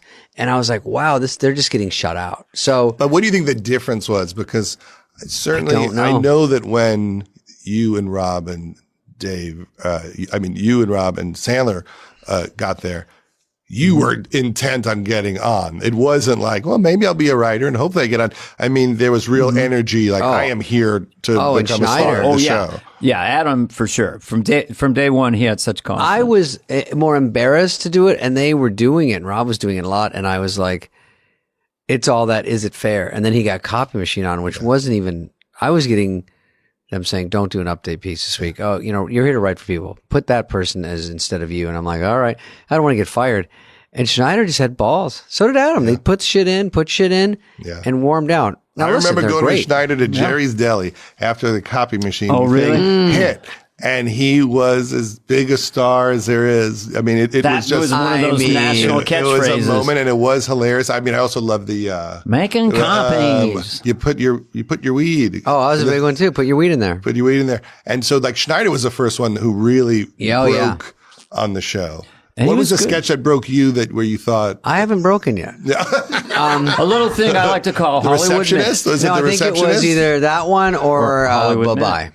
Yeah. Oh, Bye-Bye. That's right. Bye-Bye was more overnight where I flew the next day and I heard it every day for at least 10 years. Like every flight for sure. Really? How funny. Just like Sandler always heard peanuts. Iraqi Pete. Everywhere. Iraqi Pete was kind of an incredible swing to have that kind of moment that didn't work. It was like during the Gulf War. And it was just. What's a funny name? I think it was Iraqi Pete. And in Adam's defense, I don't think he wrote it. I think it was Franken going, Iraqi Pete. And we can have some clown like Sandler come out in a Speedo or something. And it was like, okay. I was one time humiliated because I was not on for probably like 10 shows. And then I just, people in Arizona are like, you're not even on. You're fucking obviously bombing, which is kind of true. And I was like, no, but I was. And then one day after I passed out, I was like walking down the hallway after my morning pass out. And then I should have faked it more during read through just to get Lauren to go, someone carry him out and give him a sketch. So I go, sketch. What do you need? A sketch. Were you? I don't remember you being that precarious. No, I wasn't. But anyway, I'm sort of repainting. You myself. all toured with me. Sandler toured with me. Oh, yeah, you toured with me. Opening for Dana. It was fucking great. Jon Stewart opened for me. Dave Chappelle. Those are good shows. I knew that. Yeah, you could tell right away. By the way, Dana had no trouble following me.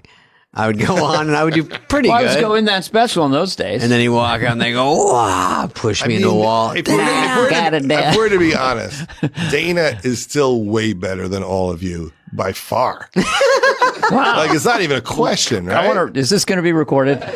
This is I've watched it all. I mean, you guys all killed it. I've watched it all. Dana, it's other level stuff. He still the Beatles explaining technology, it doesn't get funnier than that. Well, the thing about Judd, he's a filmmaker. He makes a lot of pictures. People go in the cinema, with the popcorn, whatever. They look up, everybody's happy, laugh, laugh, laugh, and then a little bit of a tear. They want to see it again a week later. Sorry, I love being a Beatle. Yeah, you can't. I would never follow it in. That's like if you go, we're going to do this show, and these people are going on. I go, that was my one move. Once I got there after failure, before and after, but I have a great, blessed life.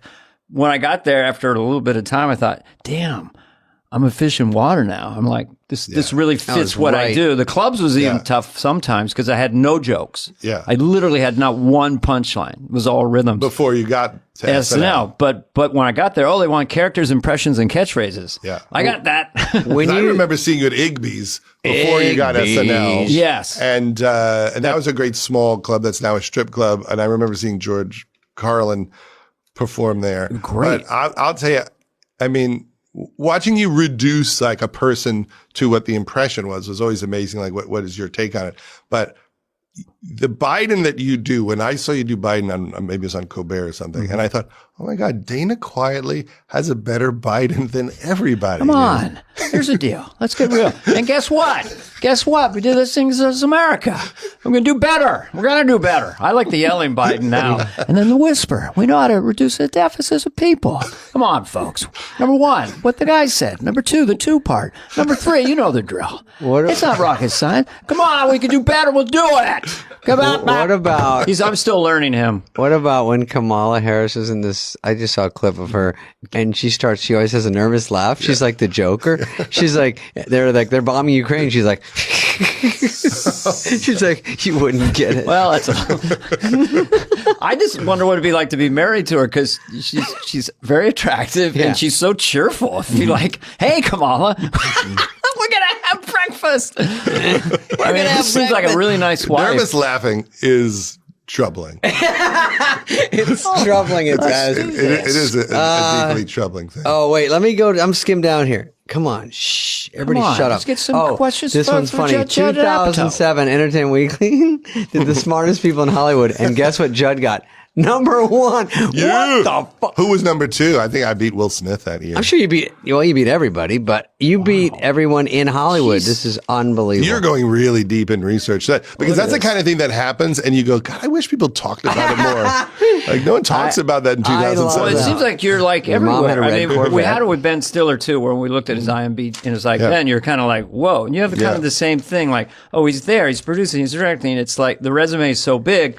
I had to take a nap after I read it. I have a question. Just point it. No, I have a question not about Judd. This will be great. Okay. Judd, your daughter Maud, who you might not know this, she's on a show called Euphoria. Yes. And I've seen a few of them. Euphoria is it's a show. Showtime or HBO. Every time I watch it, I think I know Spade's watching it right now. I watched one and I was horrified, Judd. Yeah. Well, I haven't seen that many naked wieners since my fraternity hazing. I was watching it and I was like, what? This is what they're watching? What happened to Laverne and Shirley? Yeah. I mean, where's the simpler time? It's all gone. I think it's all Silver changed. spoons. But first of all, huge deal that Maud's Freaks on and there. Geeks. I saw her on that, and I saw Iris was in The Bubble. And Iris was in The Bubble. The Bubble. Which comes out April 1st on Let's Netflix. talk about The Bubble. Yeah.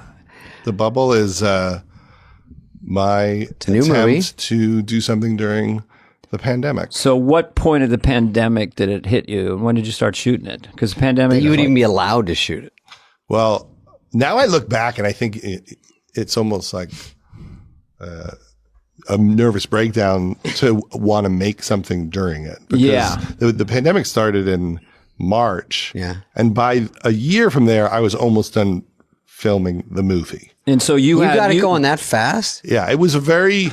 I think maybe I had a manic episode. Were you leading with the protocols then? You had green light for film sets and actual bubbles. Yeah, you were inventing it as you went along in a way. Right? We were making a movie about making a movie in the bubble while making fun of the protocols, but also doing the protocols. Yeah, and making fun of the need to make a movie due to your ego or your madness, like that no one needs a movie. There's something more important happening.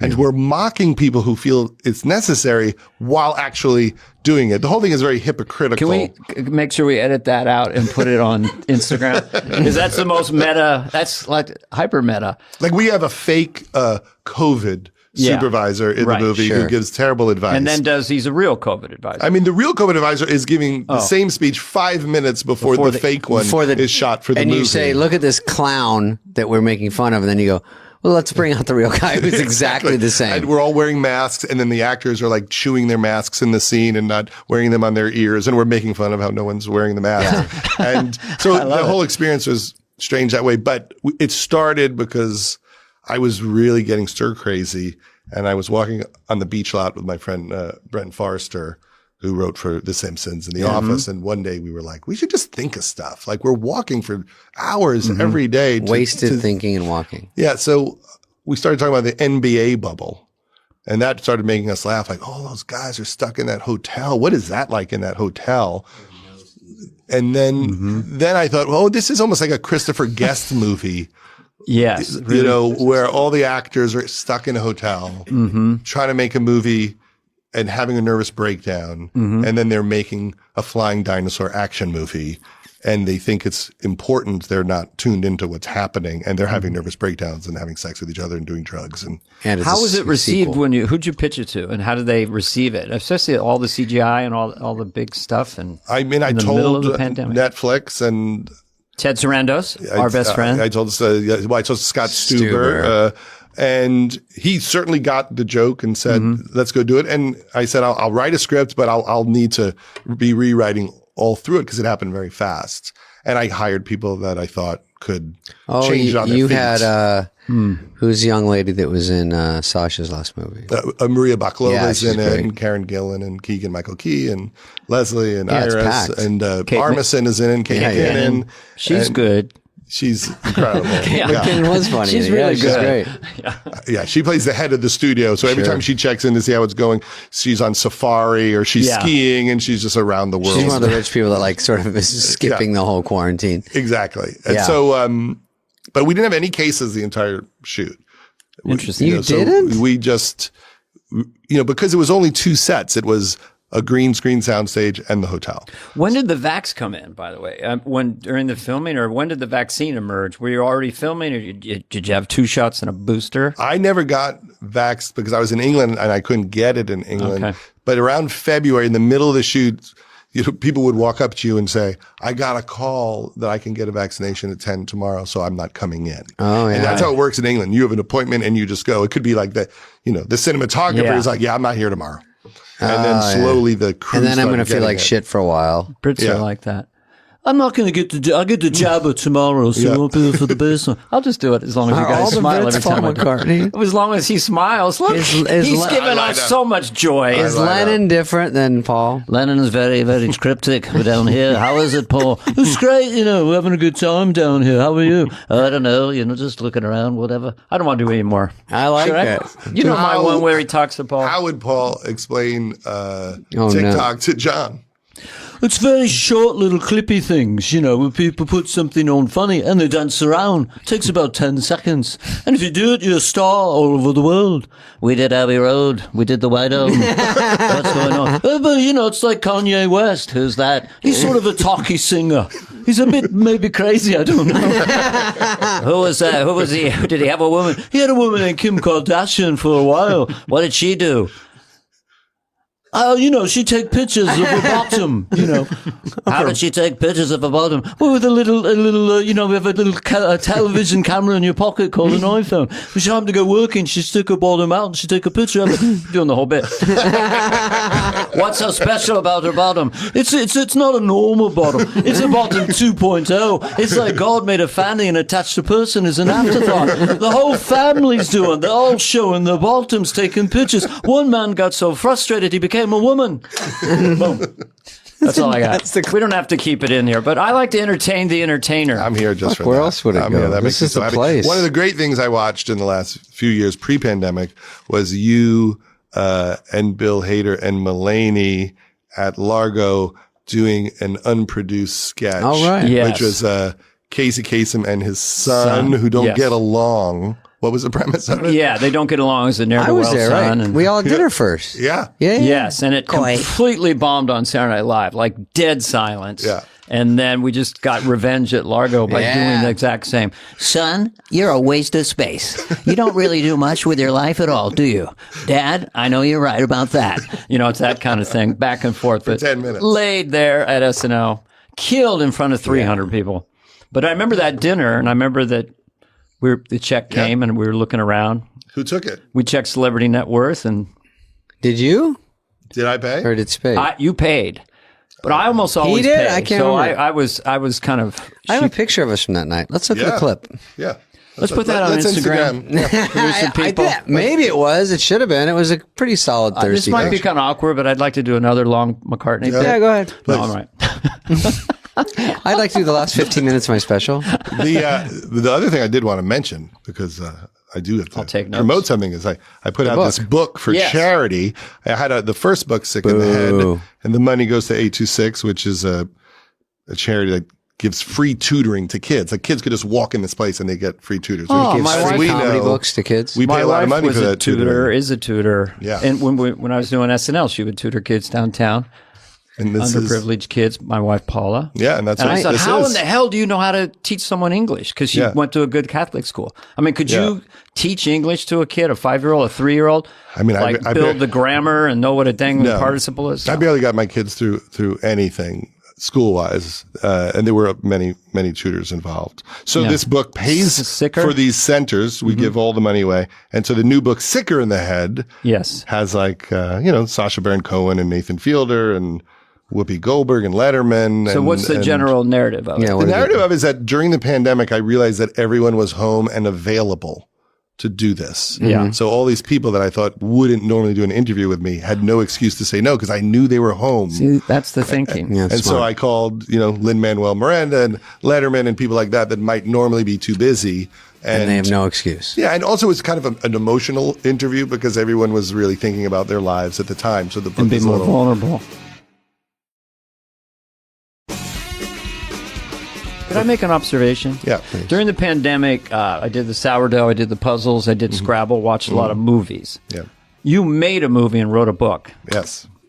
Should I talk to a therapist? I mean, I did a Wordle. I think I had 2 years to do something. Yeah. I realized that at least because I'm promoting the book, the movie, and then in May, me and my friend Michael Bonfiglio made a 2-part George Carlin documentary for HBO. Of course you did. So I thought maybe I had a nervous breakdown for 2 straight years. And work was the way to deal with it. I guess, because at the time it didn't feel like I was working that much, but probably But you were busy. You seem to be just always shooting. Yeah. And to stop in your tracks on a dime, like one day we were working that show Lights Out and they go, just going for the weekend and we're going to have no audience on Monday, which we thought was weird. And then even that fast by Monday. Yeah. Don't come back in.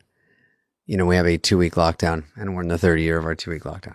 So, I used to listen to all of your interviews with the cast of Tiger King. Oh yeah, that's right. Because you got everybody. I know, it's so weird. And you got that reporter who had all his tapes burned. Oh, yeah. That was an incredible interview with that guy. He was like, this stuff actually isn't funny. They're really just torturing and killing all these animals. And he was the only one who really told the truth. Dana, you don't even know. I did a deep dive. I was the Wolf Blitzer. I remember the Tiger pandemic. King interviews. Yeah, it was just like sort of Pentagon Papers. I just hit them up on Instagram. Some of these people, we just found them and said, "Do you want to do it?" And they go, "It was mostly because of Joe Dirt." Yeah, because they all like Joe Dirt. Yeah, so they go, "Oh, they feel like you look like him." I'm one of them, and I'm not going to go after him. And I didn't really. I let them tell their story. Joe and their journey. Dirt is huge in sort of the whatever you call that part of the country. The world, rednecks. The world. Yeah, well, I'm in your world, house. Something paid off. Well, because I have 7 Joe Dirt posters on the way to the podcast. So the Tiger King himself loves Joe Dirt. That's what I've heard. Yeah. Yeah. But I never really chased after trying to play him because it was kind of like Joe Dirt and it didn't seem that fun or appealing. But it was so fun to watch it during then and be a part of it all. And it was it was like the first big thing during the break. Have you seen the new one? I mean, one just came out with Kate McGinnon and John Cameron Mitchell. Have you? I haven't seen it. I don't know. I haven't seen it yet. I want to see it. That's fascinating. But I actually really enjoyed those interviews because you went deep with everyone. So we watched this thing, which always felt watered down. When I watched it, I always thought, this is so much worse than this. Yes, and then you would get real conversations with people where they laid it out. So I implore everyone to go down that. That's a good YouTube to watch. Yeah, they were nice. I'm like, when that tiger chewed off your arm, did you feel that? Were you allowed to take a lunch break after? She went back to work after that. Yeah, she did. She went back. That was interesting. I was like, yeesh. Yeah. It's interesting how things become such cultural phenomenon, so like a wildfire, like Squid Game after that. Yeah. I'm talking about Netflix now. Yeah. Just like, boom, everyone has to see it. Everyone talks about it. A fury frenzy. And then, can I ask you a question? Yeah. Yes. Because I'm fascinated by George Carlin. What did you doing a documentary. Okay, Bubble. So when's Bubble come out? The Bubble? April 1st. April 1st. The book is out now. The book you can pre-buy now. And then the documentary about George Carlin. May 21st. What did you take away from that? What did you discover about George Carlin that you might not have known? What was your sense after doing a deep dive on him? I didn't really know that much about him because he never mentioned his family in his act. He had no jokes about his wife or his daughter. Yeah. And so I thought, well, I don't know him. Sure. How could I even was he a tell this weirdo story? or was he pretty normal? Well, he was a guy that grew up in New York. His dad used to, beat up his older brother, and there's a lot of alcoholism. And the mom ran away with the kids and moved to upstate New York in the 50s, and maybe even the late 40s. And then she had to raise him alone. And then he loved like radio and Danny Kaye and got into everything through that. But the fascinating part is, he had a very corny career in the beginning, very hippy-dippy weatherman, very variety show for a while. Yeah. And then at some point, like Richard Pryor, he just became himself and grew a beard and long hair and got very edgy. Then he kind of ran out of gas and got soft again, had a heart attack. And talked about his stuff, and those bits were great, but also very soft. And then he saw Kinnison, and this is the thing we learned. Oh, was Kinnison the hook? That he saw Kinnison, and he said, I'm not going to be soft compared to him. And then he went, for the rest of his life, he just out Kinnison. You Were All Diseased is a Are you talking about post like the 7 words? That was that was pretty like heyday, late 90s. He went really I angry, didn't even know that. Still funny. At least You Were All Diseased is really funny. Like really dark, but also the reason why we made it was because if you go online, whenever anything happens in the news, George Carlin trends, and people are putting up clips of his bits about America or about Big Pharma or abortion or corporate America controlling politics, and you realize, unlike most people whose acts age out and they don't really work anymore. No one listens to Lenny Bruce anymore. His stuff gets better, and he kind of predicted everything. He's smart. That's happening. Yeah. I saw him at 14. We used to listen to albums, Steve Martin and everyone. Yeah. And then George Carlin was in the mix, and I was like, this guy's fucking funny. No aspiration to be a comedian. Yeah. It was too high up, too good. It was just more I saw him at kids like comedy, Here's an example of a line of just hitting it like, everyone's into the children. We got to save the children. We love the children. You know what I say? Fuck the children. Fuck the children. You go in the classroom, there's one winner and a whole lot of losers. Yeah. I mean, it was just so politically incorrect. Yeah. Check it out. You're All Diseased. Available on RCA Records. I think another line of that is like, have you ever noticed that everyone who's against abortion is someone you wouldn't want to fuck? These motherfuckers, these stinky motherfuckers in their fucking tank tops. Let's get them in a field, put them on a pedestal, and shoot them in the fucking head. He would say that? Stuff like that. I'm loosely paraphrasing. No. He went hard. And in the documentary, everyone debates, did he go too dark? And did it get to like just an angry guy as opposed to an angry guy being funny? I mean, some people love it, and there are people in the documentary, comedians, some who say they like it, and some people say, I think he lost it for a while. How did he pass away? He'd had heart attacks. He had a lot of heart problems, and I think he did a lot of cocaine for a long time. It feels like maybe he had some sort of stroke OCD or attention issues that led to the fact that he would do a lot of cocaine and not hang out with people. He would just write. He loved to write. He loved words, and he would listen to music.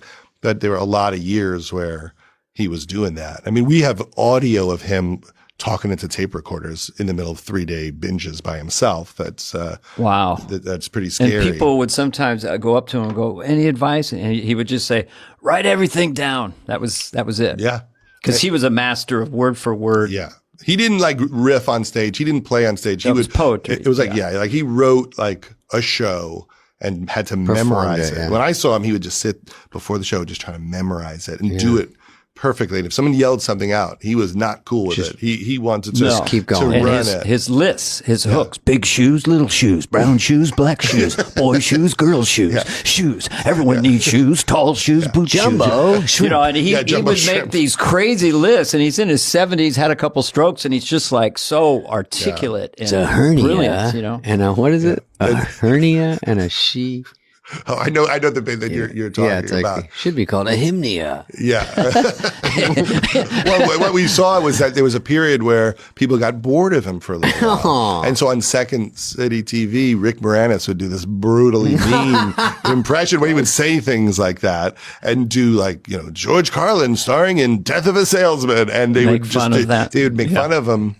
And there was a moment where Cheech from Cheech and Chong said, George Carlin's over. All he talks about is things like peas.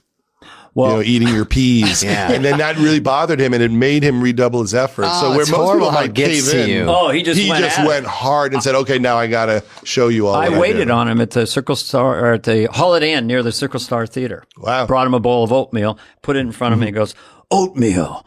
Drop the O and you have atmeal. I said, give it a rest, George. No, but he did. There's no blue I did bring him food. oatmeal. There's blueberries. Oh, yeah. Blueberries, strawberries, raspberries. There's no blue food. There's Apricots, blueberries. bananas. Oh, all right, scratch that one. I just have that theory that eventually almost everyone becomes a caricature of themselves in the arts. Like Johnny Carson had kind of... Or you'd watch someone and go, is that an impersonator or the person? Because you have your hooks and you have your things, and then eventually you get exposed. And that's when I pounce later on when they're sad and used up. Then I rub it in their face. But at least I'm honest. Anything left for Apatow? I have one. No. Well, one last question. How do you spell Apatow? Because I worked for the IRS. One P. One P. And your mom drove a red Did Corvette. they tease you as a kid with Apatow? Hey, it's Judd Appetizer. Did you get any of that? Or? No. I had Dana Car Keys. Dana Car Keys? Dana Car Keys fucked Why with me. did I think but of Judd, that? Judd Appetizer, that's what I would have said. No, I remember they used to call me the nose. Oh, They would think like good that. job. The nose. It's always weird when people are anti-Semitic when every single kid in your high school is Jewish, but they're still anti-Semitic.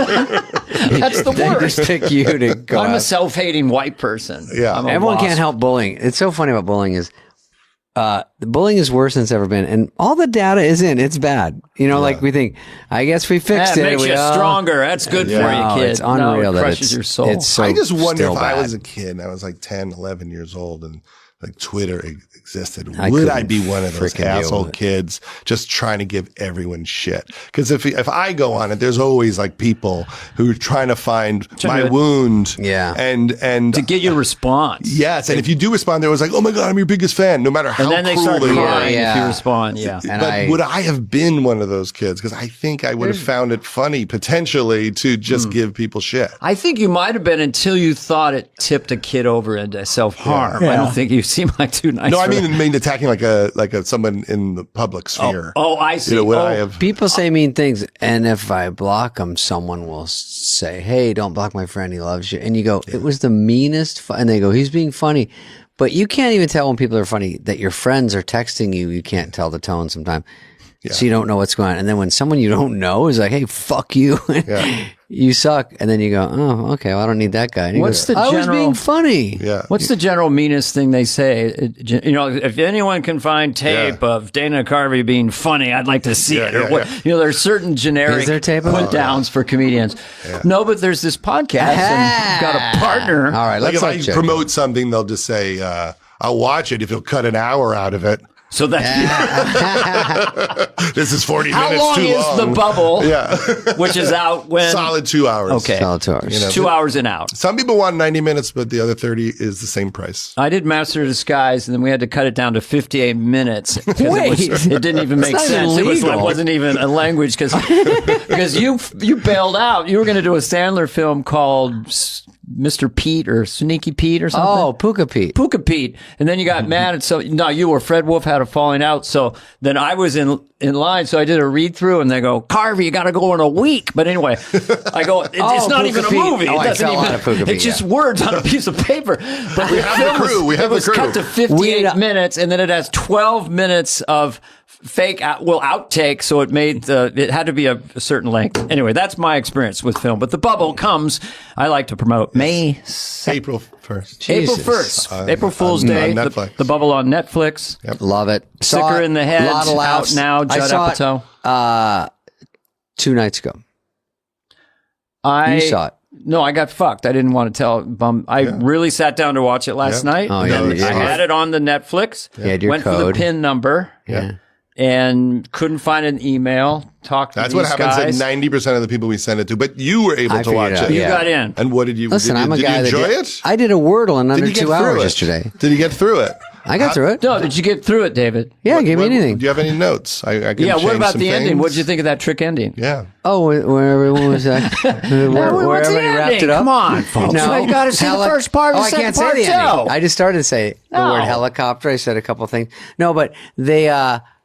I like Keenan. I thought Keenan Mike was funny. I thought your daughter did a great job. And My she's daughter good. played your daughter in Love. That's the funny thing. She was great. And she was very fun on the set and very non-bratty. And she looks totally different. She's very actressy, different haircut, plays a TikToker and has millions of followers. They're all stuck in the bubble. That looks like a castle. Is that a hotel? I mean, where did you do that? It's called like Cliveden. I guess there's a famous scandal there where like someone in the government had an affair there. There's like a Hugh Grant movie Haunted about kind it. of house. The Beatles shot Help there. Really? Yeah. Oh, you did over there? Full circle. Yeah. Oh, who was the first AD that looks like James Bond a little bit? Daniel Craig. The first AD that looks like No, he's a studio guy. Who's the guy that comes in? He's always standing in every scene. Peter Serafinowicz. Okay. Oh, he's hysterical. He played the Tick in that TV show. That was the answer to my Wordle question There's yesterday. another jaw impression. So anyway, we'll I'm close doing it with your this. Johnny Judd Carson. Apatow's here. You know, does a lot of great movies. Directs, Bruce's, writes. I kind would of, have read all your movies, but everyone knows them. They're all writes fucking books. monster If hits. there's a pandemic or an earthquake, he just goes right into work mode. I don't know what it is. He calls but, Scott Stuber after the big one. We should do an earthquake movie. He's like, well, nothing works right now, Judd. Judd, it's been a Judd, pleasure. thank you for coming. Thanks for Thank you. coming and being in-house. What's first yeah, nickname we're in the for house. this? We're in Spade's house. You know And I'm why gonna- I came? Last thing? Because I don't like hearing this Zoom sound. Let's get people on a real microphone. love So we've it. had 2 years to figure this out. That's a director that does movies. I Knows totally all about agree. sound. It's a little bit like comedy waterboarding when you do it on Zoom. All You're right. not can't. You hear guys, I yourself. want to show you one No, of I my have 5 one more pantries. thing to say, David. That's it. Let's go. Hey, what's up, flies? What's up, fleas? What's up, people that listen? We want to hear from you and your dumb questions. Questions? Ask us anything. Anything you want. You can email us at flyonthewall@cadence13.com. Hey, Dana. Hey, David Spade. The question is, this is from Uvaldo Garcia. Garcia. My question is there a common denominator to which SNL alum go on to be megastars and which don't? Or is it as simple as having great characters that capture America's attention? Or is it something deeper? This is a 12-parter. Well, first of all, if we knew how to become megastars, we would be megastars. You think we're holding back on that one? Yeah. We went to the megastar symposium with Tony Robbins was teaching it. You gotta get it. And his hands were as big as my whole body. I accidentally went to the mega store, Costco. And I would just say that there's an intersection between talent and the marketplace, and it's when you're young and naive, you go, well, the best band will be the biggest band. Yeah. That only happened once, and that was the Beatles. Yeah. And the funniest guy will also make the most money. So get rid of all that. It's I just can how go to you the comedy intersect. store and see 3 people funnier than me. It's just, and they're not doing as well as me as showbiz wise, but it's a combination of a million things. So if you're doing well, it's a lot of it's luck, but I think you have to bring it over and over and over because everything's a fucking audition. People can lose faith in you somewhere along the way and go, you don't got it. Oh, yeah. anymore. Now people go on live streaming movies and no one knows if it bombed or whatever. But back in the day, a movie star, if that person had 2 bombs in a row, you kind of had to go back in line and then wait a lot of years. But again, all you can go back to is trying to do a good job at whatever you're doing. But a megastar has a mega mansion. There's not that many left. It's me, Dana, and then I can't even think of anyone. Megastars they don't talk about the security, cybersecurity, physical security. Everyone treats them weird. I don't know about the goal of megastar as opposed to like just being funny and employed. I don't know. Did you ever dream about being a megastar? Pitt, I feel like has a tough life, and he would never say it himself, but I feel like just everywhere you go, if you connect eyes with someone, they go, that's fucking Brad Pitt. And they don't know how to act and they get weird. And even when he meets other celebrities, they freak out. So that's being a mega when you're in a room with other celeb types. It's too much energy in the room, and I get starstruck by fame. I mean, with Brad Pitt, if I met him, he'd go, we're going to go over here and get some pizza. I go, that's a good plan. I like what you're doing. I like being on your podcast, David, because you got good witticisms. I'm Brad Pitt. I'm chiseled. I'm tan. No, but being a sex symbol, and I'll let David speak to this. Being a sex symbol has a different energy. There's a megastar, just goofy comedian, but then there's a megastar who's a sexual star. Then you get guys or weirdos in your bushes hiding out. It's for women especially. I'm so glad that I never reached megastar status. That's all I'm saying. I hate that I reached it so early. I can go to the grocery store and no one cares. I take the mask off, the hat off, I go, "Hey, everybody!" I went the sexual stars route, which was stupid early on. He was a porn star for a wee bit of time, and then I went back to. I just wanted to see what. I don't remember what my old life was. I'm going to be a busboy again. No, I don't know. That's a stupid answer, but thank you for asking a question. And we've been Dana and David, and we've been dumb.